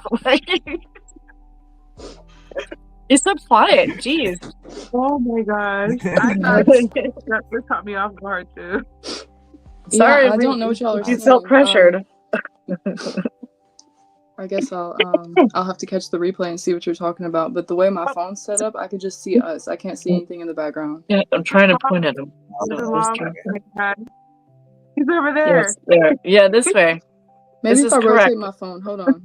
Yeah, right here. Hold on. Oh, I still don't see him. Oh my god. Okay, here, I'll do it again. Wait, is this right? No, it's not right. Wait. No. No. Wait, how did I do that again? I forget. This way. Other way. No, other way. Nope, other way. Yep, that way. Well, for me, he's here for Kat, and he's here for Sarah, and then he's. It's really kind of hard because it changes your finger the way it moves. Wait, no. There we go. This dude right here. I'm pointing at him now. Do you see him? Are you talking to me? Because I don't see anybody. Where is he at for me? Is he here or is he there? He's in the background. I'm gonna have to send y'all the screenshot of what I see. It literally just looks like we're on a group call, like a video chat. So I don't see any background. It's like the background behind us. It's like the advertisement for this podcast, and it's the guy sitting there and he was meditating, and the moon's behind him. So it's a silhouette. And you can see it. It looks like somebody between us. And so I, for a long time, thought there was actually someone between us. And I was like, who is that? You know, it was funny. I don't know. I'm going to have to catch it. It's funny because the way Kat's screen is set up, her name is like on his back shoulder. So it kind of looks like it's his name. Yes. And that's what I kept trying to do. And I was like, wait, no. My brain was not computing. I was like, wait, what? He's the crow of the space. He is. Yeah. He's the note taker. He's taking notes. Yeah. I mean, the intro did say take your notes. So he must be doing it. I wish he'd tell us his name so we can, shout out to him. Yeah, find him on Facebook. Yeah. You guys can follow him. The affirmation thing real quick? Yeah, after all that energy we just talked about, we definitely need to remember how to ground. Yeah. Okay. Well, this is like reclaiming your power and cutting the chains of anything that's holding you back. Something real simple. I'm gonna start a nice little.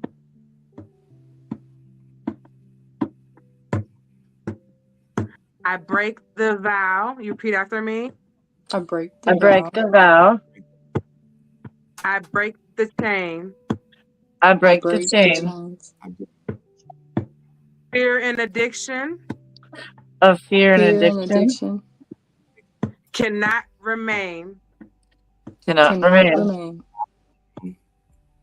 If it drains me, If it drains me, it falls away. it falls it away. falls away. If it dims me, If it If dims it me, dims me, it cannot stay. it it cannot cannot stay. stay. Hey, Cut the cords. Cut the cord. Cut the cords Free my name. and free my name. free my And free my name. All my power. All my All power. my power. Reignite my flame. Reignite my Reignite my flame. flame. Nothing owns me. Nothing owns Nothing me. owns me. Nothing controls me. Nothing Nothing controls controls me. I stand sovereign. I stand I sovereign. stand sovereign. I stand whole. I stand I whole. stand whole. I stay whole. Oh, No, I just No added that. chains. yes. No chains. No No chains. chains. No chains on my name. No chains on No my name. chains on my name. No chains. No No chains. chains. No fear. No fear. No fear. here. Period. No shame. No No shame. shame. Shame. All my power. All my All power. my power. I reclaim. I I reclaim. reclaim. I reclaim. Old skin falls. Old Old skin skin falls. falls. New strength awakes. New strength New awakes. strength awakes. I rise alive. I rise Arise alive. alive. My power I retake. My My power power I I retake. take. No chains. No No shame. chains. No chains. No No chains. chains.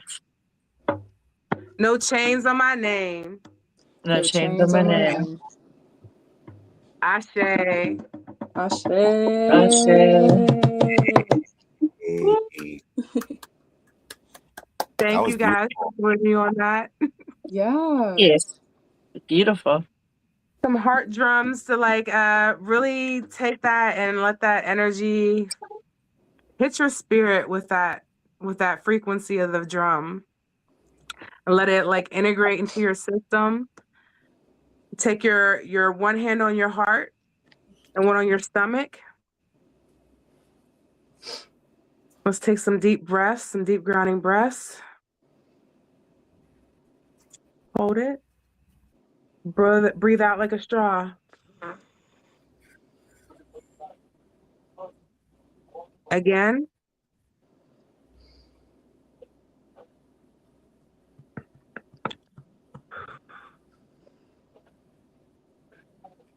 One more cleansing breath.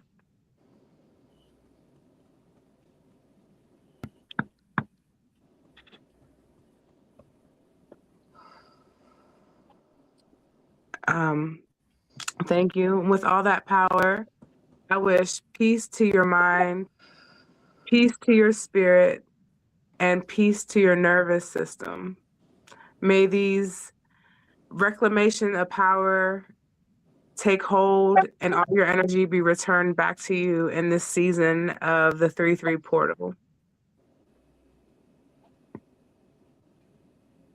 Okay, Ashe. Thank Okay. you. Thank you. Yeah. Right at the end of that just now, I felt my energy, like I felt like I became a magnet and allowed all of my energy to pull back in. Good. Yes. No chains on no our name. chains on my name.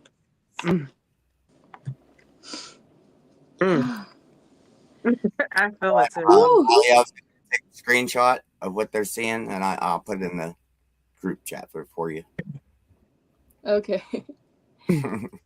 All right, do we want okay, so I could do one collective card from the White Light Oracle, or maybe both, and or depending on how you guys are feeling. I can do an elemental energy for everybody, and maybe anybody watching pull one elemental energy to work with. I would love that. Do y'all want to hang out for both, or do we want to pick one? Oh, I'm open. I'm open. All right. I'm open to receive what you have to give, Ali. Yeah.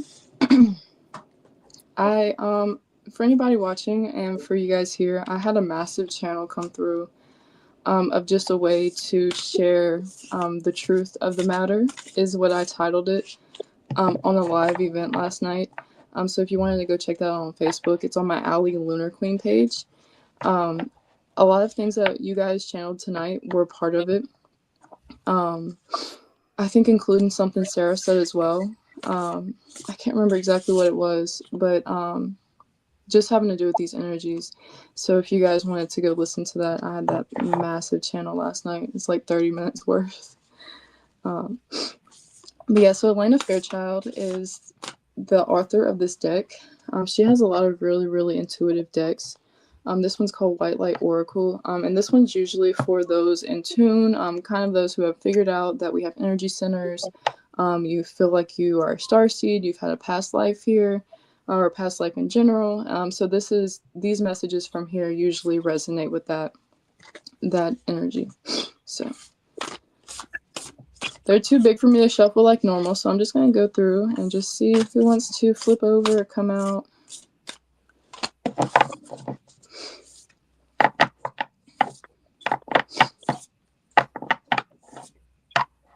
I know this is a side note, and I don't mean to interrupt your card shuffle, but is anybody having any like eye blurriness problems lately?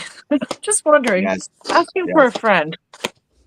Not too long ago, I don't know if you remember, but my eyes, like my eye turned red and everything. I dealt with that for a while, and then I heard eagle eye for a while after that. Oh. For like 4 days, my eyes have been they feel like droopy, and they feel like they're kind of like cloudy. Okay, that's a lot. I don't know what that even means. Energy activation, an upgrade that you're receiving or download. You were talking about being able to earlier, if you don't mind. You want to talk about kind of earlier? Oh, sure. Well, yeah, what you were saying about your Oh, yeah. Oh, yeah, sure, I'll say it. Like, I just feel that things have shifted a bit today. And not just for me either. Kind of like from, well, what I saw today and what I observed today with my general vicinity. Like, I don't know. It just seemed very like the Matrix in a way, but not in a negative way. It was in a positive way, right? And it was strange. Each person I saw, like I'm pretty empathic, very empathic actually, and I always feel everything, you know, but for some reason today I was actually seeing, like, if the person was good, I would see like little twinkles around them. And if the person was doing something or had a bad vibration about them or whatever, they had like, it was like pulling feeling if I couldn't see their eyes, but if I could see their eyes, it would be like super black, like like their eyes were sunk in. Like it was really interesting. Wow. Yeah. Like this guy drove by and he looked, you know, he was driving a truck and we kind of turned by each other like this or whatever. And he turned and looked at me and his eyes were like, and I was like, whoa. Right. Whoa. Wow. Yeah. It was weird. Yeah, this not eclipse bad energy. weird, just not like I'm not used to that, I guess, or whatever. I don't know. Right. This eclipse energy has a lot of people's abilities like that were kind of like working their way up to be like jolted through. So that might have something to do with your eyes. Yeah. I see a lot when I look at people's eyes though, but yeah. Especially a picture. Because when I had like that redness, I ended up finding out that it was part of an upgrade for me, and I was hearing like eagle eye and stuff. So that could be something similar that you might be going through. Mm-hmm. Starting to see. Y'all will not guess. Y'all might guess which card came out. What were you gonna say, Sarah? No, I was gonna say people's bodies speak to me if I allow it in. Do you know what I mean? Like I can. Anyway. All right. Can anybody guess? It's not gonna be a hard guess, so it's not a trick question. Can anybody guess what number card came out? 3. Yes. 33. Nice. The Yoshi Sogyo of 333. And then also we have the Sovereign Queen Maeve. Number 40. Another queen. Yeah. Another maiden. Did you guys talk about that earlier? We talked about a lot. I don't think we got into the goddess energy that we wanted to. Oh, okay. Yeah. You shall overcome all obstacles. Success is imminent, so stay connected to your path no matter what and continue to apply yourself. Allow your spiritual path to support you in all areas of your life. Live by your spiritual beliefs. Seek out the support of your spiritual brothers and sisters for help when needed, but also trust that you are intimately and directly connected to the powerful divine light within. There can be a dramatic healing breakthrough when you rely upon your spiritual connection. Can you show us that card again? Like after you're done reading. Pardon me for interrupting. Whenever you're done, it's fine. Well, it's kind of hard to see. So, like, can you maybe, who's got the controls? Maybe we could put you in the middle or something. After you're done, it's totally fine. No worries, no rush. Spiritual teachings from Bhutan hold that great Indian master Padmasubhava was called from Tibet to subdue demons that were causing difficulties for the people of the Paru Valley. Excuse me on my pronunciation, guys. He flew from Tibet on the back of a supernatural tigress, landing at a cave high up in the cliffs. He spent the next 3 years, 3 months, 3 weeks, 3 days meditating and performing rituals to subdue the demons of the land, liberating from terror into peace. The supernatural tigress is believed to have been Yoshi Sogyo. Yeshi Sogyo. Sorry, I was reading the pronunciation. A yogini guardian for humanity and an emanation of the compassionate goddess of peace, prosperity, and long life known as White Tara. Yeshi Sogyo's power is of the tiger, or medicine of spirit tiger. Her presence in a reading indicates that a boldness of spirit and willingness to engage your challenges will create the path to inevitable success. She represents our ability to generate the spiritual power necessary to accomplish what needs to manifest for the greatest good. This oracle encourages you to call upon your higher spiritual guides for assistance. This empowers them to bring their light to the world through you and for you to grow in your own spiritual advancement too. Remember, enlightenment is a team effort, with extraordinary individual players working together as one, and you belong on such team. Tiger skin is depicted in sacred iconography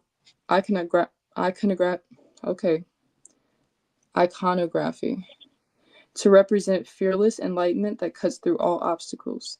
Deities such as Tara and her fierce emanation and her ferocious expression as the wrathful, protective feminine deity are often pictured wearing or seated upon tiger skins. This represents indomitable that will conquer negativities because it refuses to overcome. Numerous divine beings are depicted moving through the worlds with the tiger as their sacred mount, enabling them to accomplish their spiritual purpose. Durga. Tiger is a symbol for navigating treacherous territory and the triumph of light over darkness. Tiger spirit medicine can control the poisons of anger and hatred, transforming them into passion, clarity, and unwavering commitment to one's higher purpose. This oracle brings in empowerment and healing by assuming a confident attitude and taking steps forward. It indicates that a negative time is drawing to a close and encourages commitment to the task of overcoming negativities through spiritual practices suited to you. If it doesn't matter if you feel like a beginner or if you feel uncertain on how to meditate.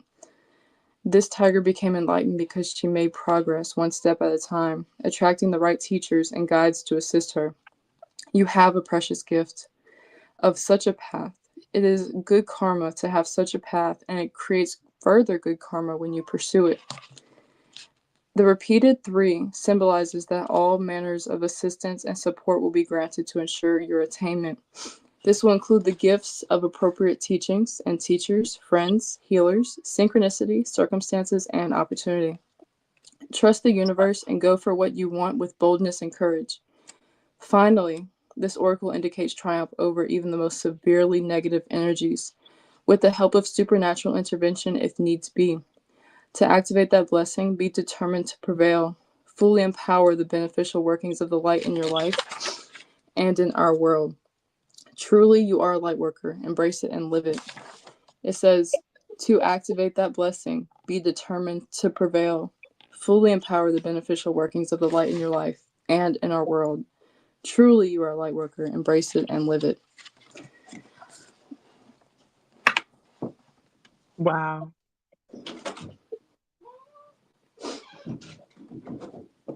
And we were just talking about the end of all the negative energies. That tiger goddess came up to me, I think last week. I might have been messaging you maybe, Ali, about some of the things that I had found about this tiger goddess. And I was having some energy work done on me last Wednesday. And when I was doing it, I was thinking of like all these roses and a white tiger coming through. And then the energy that came in there was very powerful, like white golden energy. And other people felt it when it came in.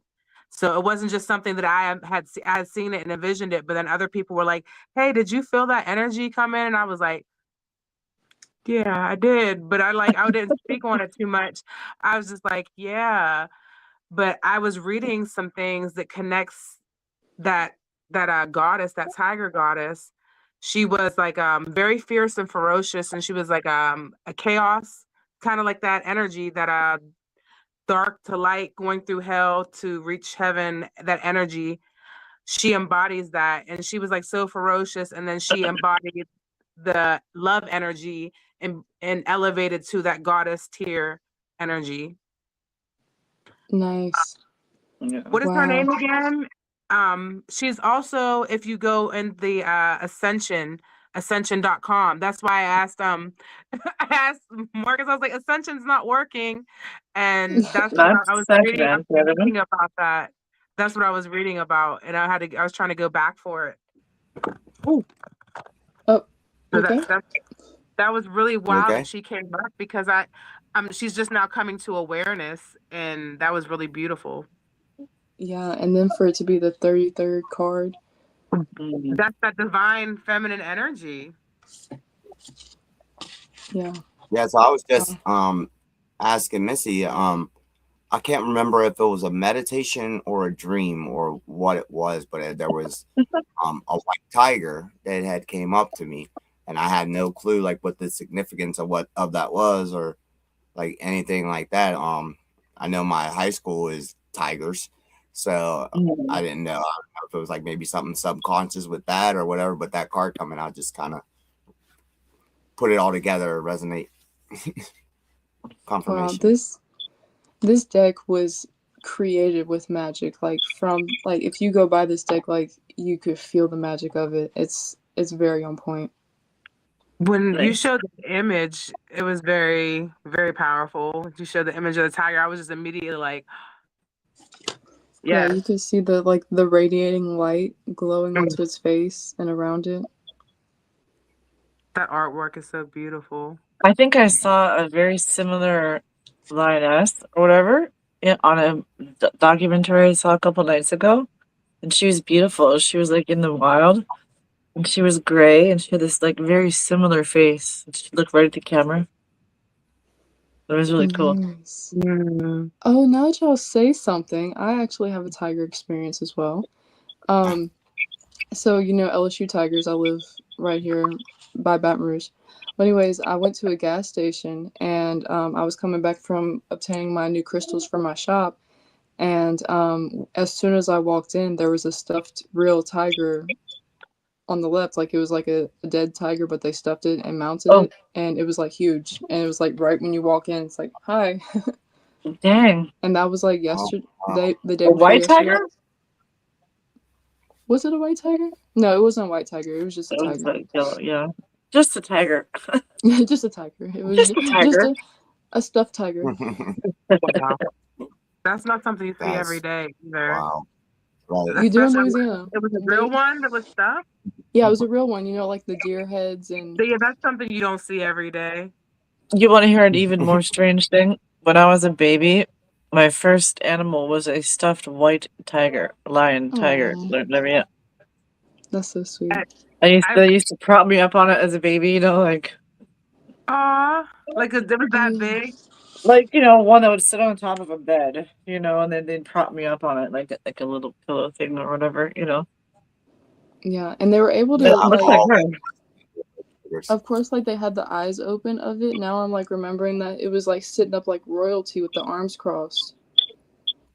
Wow. But, I didn't really like pay too much attention because like there's like this strip after you leave Baton Rouge. It's like the Port Allen area, and they have like a lot of tiger themes. Like they have like Mike the tiger's cousin, and like there's a live like tiger out there. Like a lot of people like to keep just like tigers to represent the LSU Tigers, whatever. So I didn't really think too much of it. But now that like this card's come out, like yeah, that's pretty significant. It was just chilling, like hi, as soon as you walk in. And the lady in there, she was wearing crystals and talking about crystals and stuff. It was cool. It's like, take me home with you. It was pretty good. I don't think it would fit my You car. want me to come with you, don't you? Come on. That white tiger has definitely come through quite a bit, and it's been really prevalent the last year. I found last year I was going through like a transformation, and I found a giant painting of a white tiger, and it's on the side of the road. It's down. I still haven't hung it up yet, but it's wild to see like all these things like interconnect, and what is it really trying to say if everyone's coming in connection with this energy. I know I've noticed it coming up, that and the Pegasus energy coming up a lot. Might have something to do with the 11 energy we have going on here. Yeah. So next is Sovereign Queen Mav. So I already read like the summary of it. It's pretty much the same thing, but here we go. All right, so here she is. And I don't know if you can see her eyes, but her eyes like look like she's looking into another dimension. The numbers are actually right over her eyes for me, so I can't really see her eyes. There you go. Wow. The numbers. Okay. I don't know what's going on with my screen. I guess my screen must be like in a weird spot or something. Okay. Value what is sacred to you by protecting it from interference, even that which may be well intentioned. Be compassionate, but set firm boundaries. You're going to triumph over a negative situation. It will take courage, but you have more than enough inner strength, resourcefulness, and boldness to accomplish what you wish to attain. Do not give up. You have the ability to connect with higher worlds, so open your heart and mind to the light. At the portal between everyday reality and the rapture of unchecked aliveness stands Sovereign Queen Mav.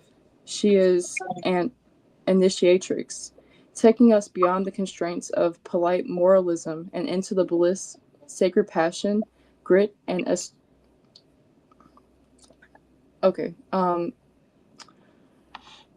and power needed to cultivate and protect the light. goddess, warrior, queen of Fae, and fearless guardian and protector of territory. Maeve is wild and determined. She stimulates confidence, encouraging one not to shy away but rather to assertively engage with life and claim your true place in the world. She encourages us to refuse to allow our sacred territory to be intruded upon by unworthy rulers, whether they be critical voices in our mind or ego-driven interlopers. Oh my gosh, my candle just went crazy. Maeve is the instinct to engage when challenged, to call on to recruits, and to use all this inner wisdom and talent at your disposal so you can assert the light and refuse to be put down or denied your rightful place. Protecting territory from a spiritual perspective is unlike the grasping and self-serving of the ego that wishes to obtain whatever it can for its own benefit. This world needs souls who are willing and able to hold sacred space and refuse to allow it to become contaminated by greed, jealousy, hate, or confusion. This is an act of courage and selflessness. Such an act of courage serves all beings. To be a son or a daughter of Maeve requires some spiritual chops. It takes feisty refusal to be dominated or controlled. It also takes the wisdom to recognize that one can lovingly accept all that is without judgment, while discerning when and how to set a firm boundary. Let sacred space be trampled upon and defiled by ignorance. Rapture is a pathway out of control and into the sacred and consciously chosen abandonment into something greater than self. When the ocean into which we plunge ourselves is that of the spirit, then our ecstasy becomes revitalizing, frequency-raising, soul-empowering experience, which manifests pathways to victory, where in lower state of awareness there appeared to be no hope. If we honor our need for communion with the sacred realms, we will give ourselves this time and space we need to integrate relevant practices into our lives. Committing to spiritual practice requires the self-possession to know what matters to you, irrespective of whether another or society in general can recognize the wisdom in your values. Sovereignty is self-possession. It is the belonging to oneself that happens internally as we claim our being and commit to our unique life journey. True spiritual sovereignty exists outside of social mores. It is not about becoming subversive or disrespectful to others, but rather about seeking out freedom of being. This leads you to naturally becoming an active presence which dismantles enslaving social mores and stimulates society to mature spiritually. This oracle asks you to come home to yourself again and again. Know you are strong enough to live your life and chart your course in communion with the sacred. In Sanskrit, sovereignty is self-rule, as the meaning of Raj is also radiance, and it can also mean self-luminous. Do not allow your destiny to rest in the hands of others. Recognize that the light within you is your true ruler. You have the power to light yourself up with spirit. Commit to what you can do and believe the realms of the divine are working with you. Do not be dissuaded. You shall be victorious.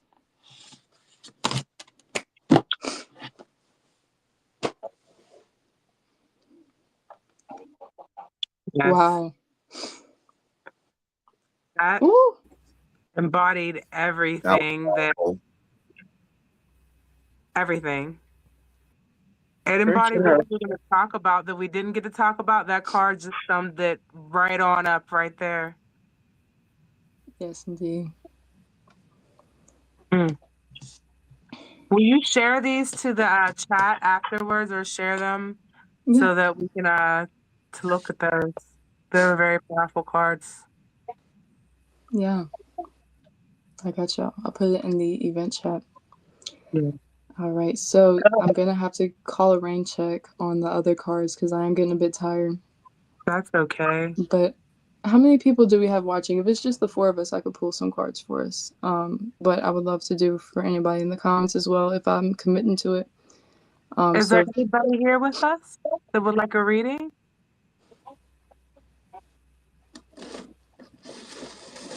I can't see because I'm not on the dual screen. Yeah, it doesn't tell me how many people are there. Yeah, I'm looking at the comments. I don't see any new comments since about 11 o'clock.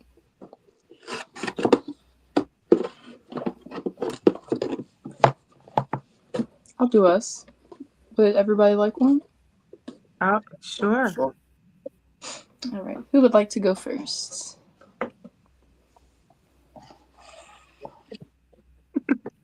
I guess I was gonna say.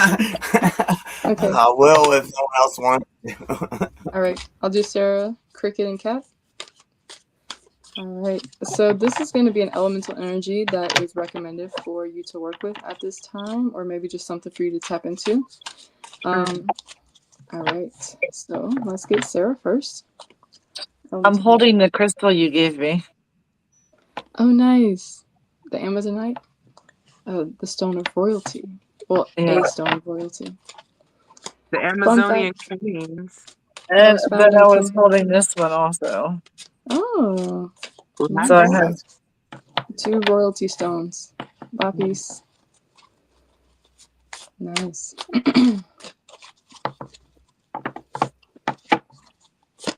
Sarah, please. Anything else?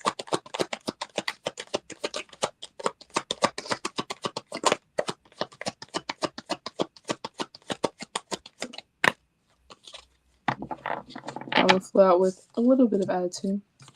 So you have canyon connection. What? Canyon connection, like the canyons. Oh. Okay. Forge a deep connection. Excuse me. Sorry. Forge a deep connection like a canyon, carving pathways for understanding and growth.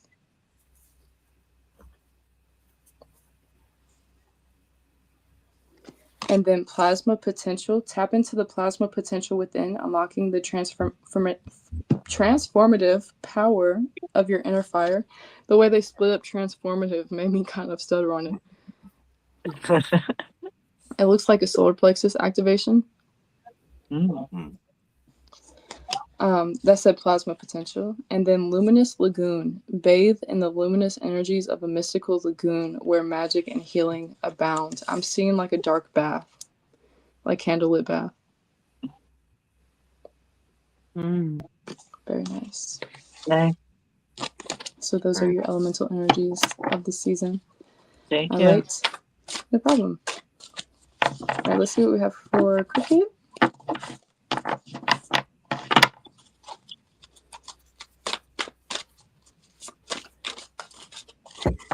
Let's see.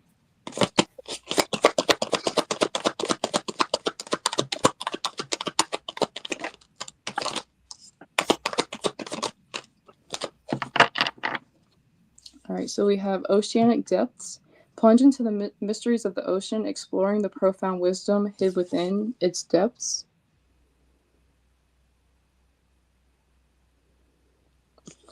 And then we have aetheric alchemy. Engage in aetheric alchemy, transmuting challenges into golden opportunities for growth. I like the visual. Iridescent illumination. Bask in iridescent illumination, allowing your inner light to shine through vibrant hues.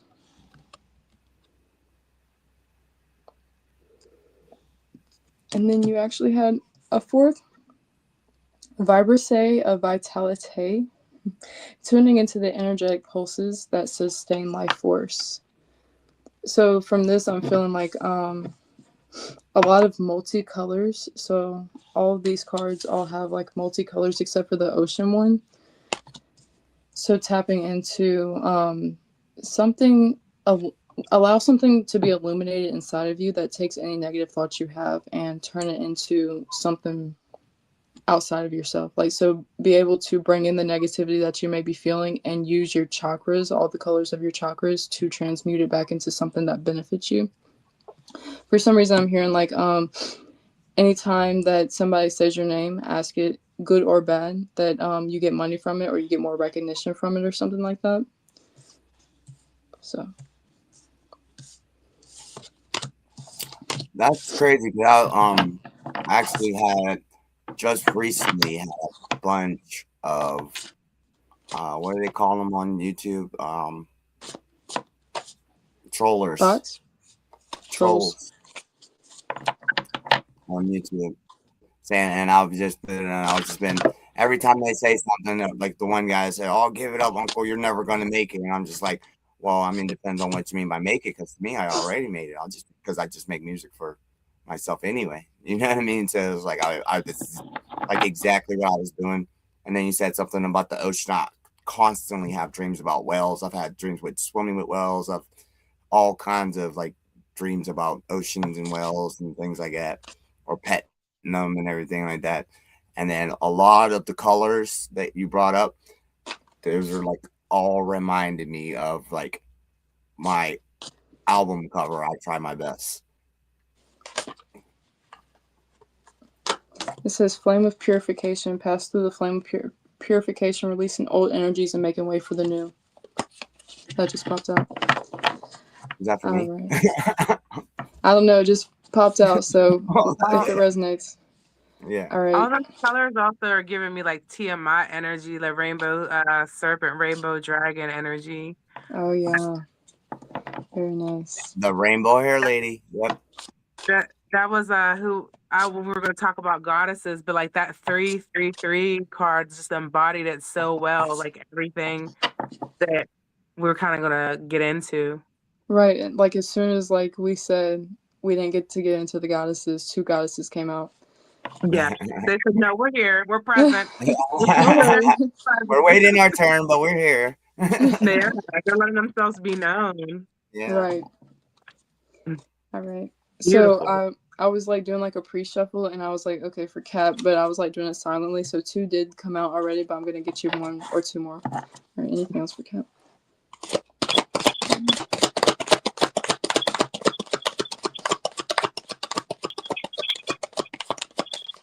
That guy didn't go. He wants a reading. That guy right there. Okay. I forgot she can't see him on her screen. Oh, the little guy in the middle? Yeah. I'll have to go check him out. All right, so the first one that came out was Celestial Currents. Ride the celestial currents guided by the cosmic energies that shape your destiny. And you see the moons in the background? Oh, man. And then you had Sacred Flames. Invoke the sacred flames of transformation, purifying and renewing your spirit. Mm. And then Luminous Lagoon came out for you too. So bathe in the luminous energies of a mystical lagoon where magic and healing abound. And when I see this, like I'm seeing like a dark bath, like with the candlelight as well. And then also Cleansing Rain. Allow the cleansing rain to wash away stagnant energies, leaving you refreshed and renewed. So if these 2 together don't say spiritual bath, I don't know what does. So I'm feeling like you also having some sort of activation in like a meditative water. Mm. Mystic monsoons. I might as well do myself. Let's see if I have one for myself. That's beautiful that you said the spiritual bath, though. That's like a lot of my intuitive downloads and things like that. That's usually where they come through, is in those moments to meditate in the spiritual bath. You know, what's interesting is my favorite place to go when I meditate is outside of this pyramid. There's like a little path I have that goes downhill and to the right. There's like a little sandy area where I get in the water, and there's a waterfall. It's like a lagoon. Yes. And the water pours over me and cleanses me. In one of my mind spaces, I have something like kind of similar, where it's like a pond with lotuses and there's like a waterfall. Very beautiful. Yeah. What's that? Is that your pond space? With lotuses? Wow. If that wasn't synchronicity, I don't know what is. It was Wow. literally as she was saying. Like, if that's not synchronicity, I don't know what it is. Yes, indeed. Okay, well, that was one of the cards that came out for me. Thriving, channel the verdant vitality of lush landscapes, thriving and flourishing in abundance. And then I also have cleansing rain. Then ablaze with aurora, which I was also seeing. Oh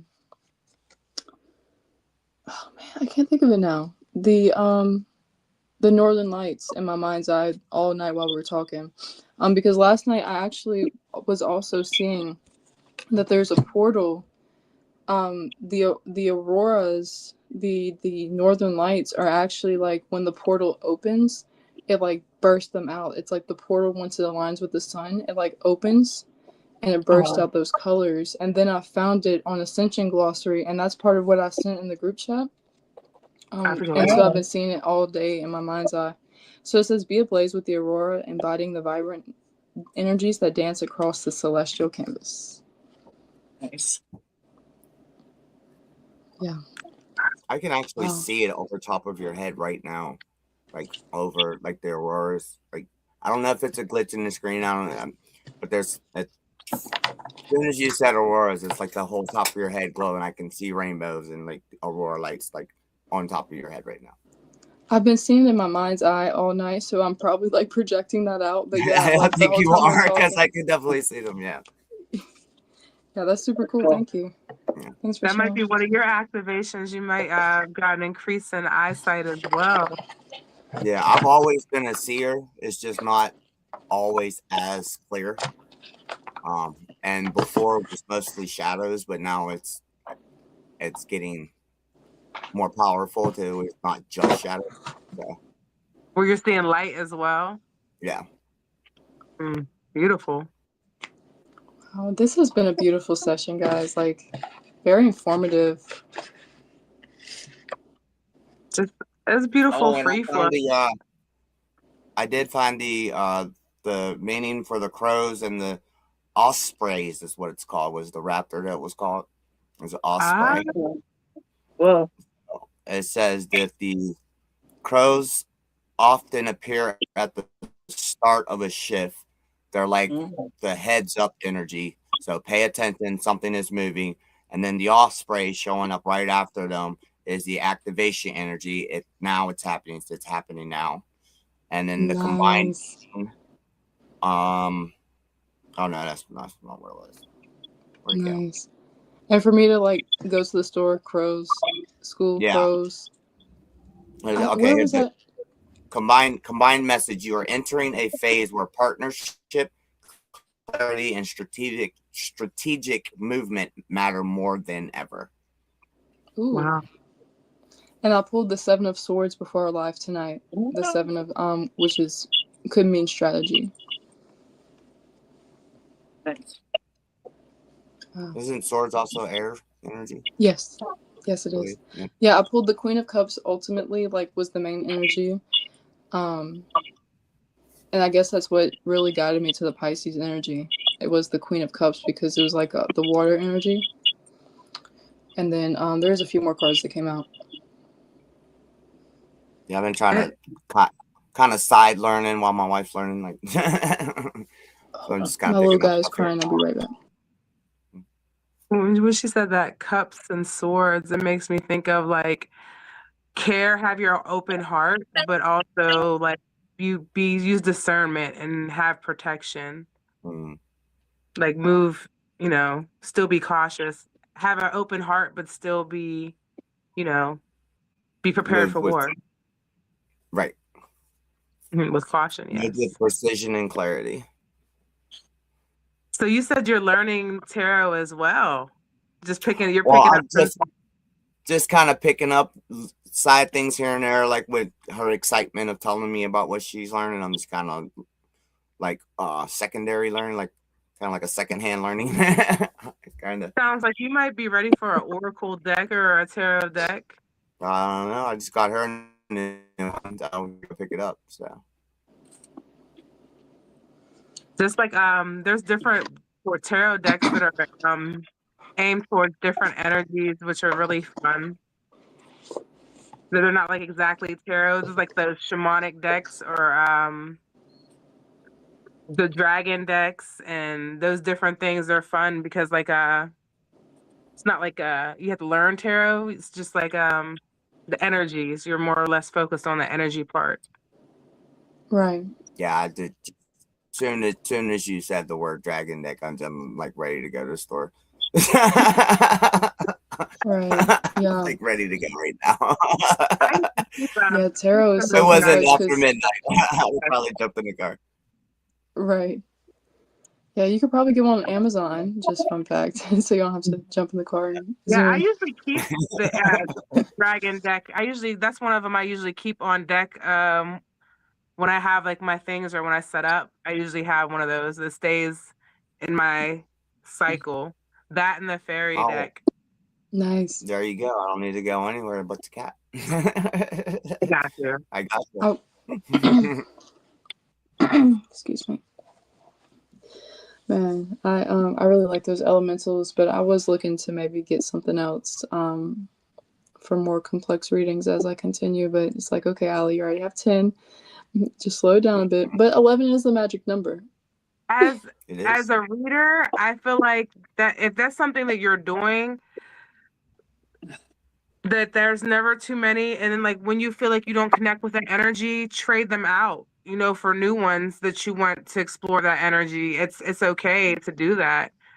I get excited about certain decks and I'm like, yeah, I have to have it. I have a couple that are on my list, like the next to get. But I was like, I have to utilize the ones that I have now. I promise I have to utilize the ones I have now before I go and get more. It's all about your connection, your personal connection with the decks. Yeah, you're right. Right. I just thought something about it left me. What energy wants to play today?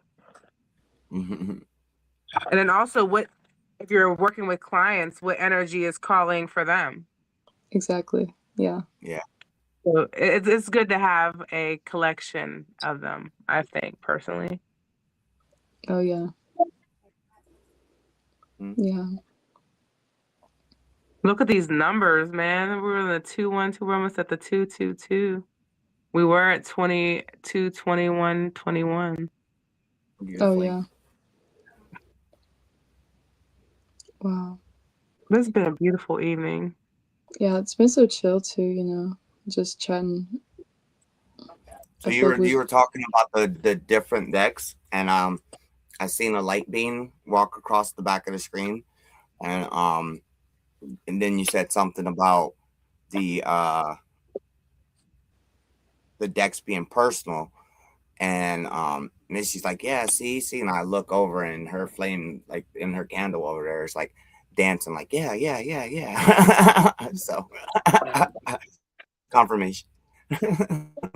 And that's something that you guys could bond on together and like do readings for each other and support each other in that. Yeah. That would be fun. Yeah, I helped her get started because I know how to read the energy, but I don't know what each card means.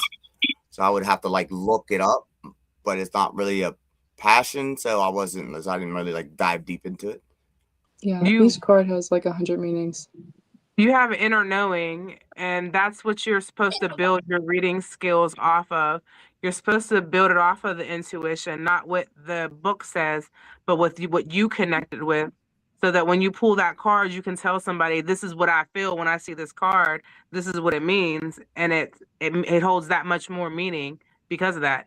There's people that just get the cards and write down whatever and write different things, and then those are their decks. You know what I mean? I love when people make their own decks. I think that's really powerful because then it's going off of your energy, you know what I mean? And it still works. It still comes out. It's how it's supposed to, as long as you're with them. Yeah, definitely. Yeah, she's been doing that too, writing like she'll get a message and if she feels if it's intuitive to her, or she has some type of intuition or whatever, she'll like write it down on a note card, I guess they are, index card. So she writes it down on like an index card, and now she's got like a bunch of them, and like she'll when she's practicing, she's practiced with both decks, and it definitely comes out. It's definitely clicking. Yeah, and then like sometimes like when I do it, I forget like everything I wrote on there. I was like, oh yeah, I did write this. This is like it's like my intuition knew this would be in alignment that day. It was in alignment. Yeah, she was. I was talking to her or something, and she was like pulling the ones that she wrote on, and just one just popped out, and I was like, "Where'd you get that from? Like, why does it say that?" She was like, "It's just the messages," and it was like, I think it was Odin or something like that. Yeah, and I was like, "What made you just write that down?" She's like, "I don't know." She's like, "I'll just write down what I feel, and then I put it in the deck." Nice. That's powerful right there. Yeah. That's very powerful. Wow. All right, guys. I'm a bit tired, so I'm probably gonna head out for the night. Okay. Yeah, me too. All right. Yeah. And it's 1, 2, 3, 4, right, on the East Coast, so it's a perfect time. Yes, it is. We start at 10:10 Eastern till 1, 2, 3, 4. So. All right, those are the numbers, huh? Magic numbers. Yeah, that's the magic numbers. Yeah. All right. Thank you so much for the evening. Do we have an extra? Is it called extra when you're leaving? An ending video? An outro? Outro. I said extra. Extraterrestrial ending video. Very, very extra. We can just say 1, 2, 3 and out. 1, 2, 3, 4. Catch you next time. All right. I'm guessing we love, don't. guys. I hope you all have a good night. Thank you all for joining and tuning in to this lunar eclipse energy. And I hope you all are able to rest well and transmute all these energies that you see around us, and not observe. Not absorb. Observe. Okay. Good night, everybody. Good night, everybody.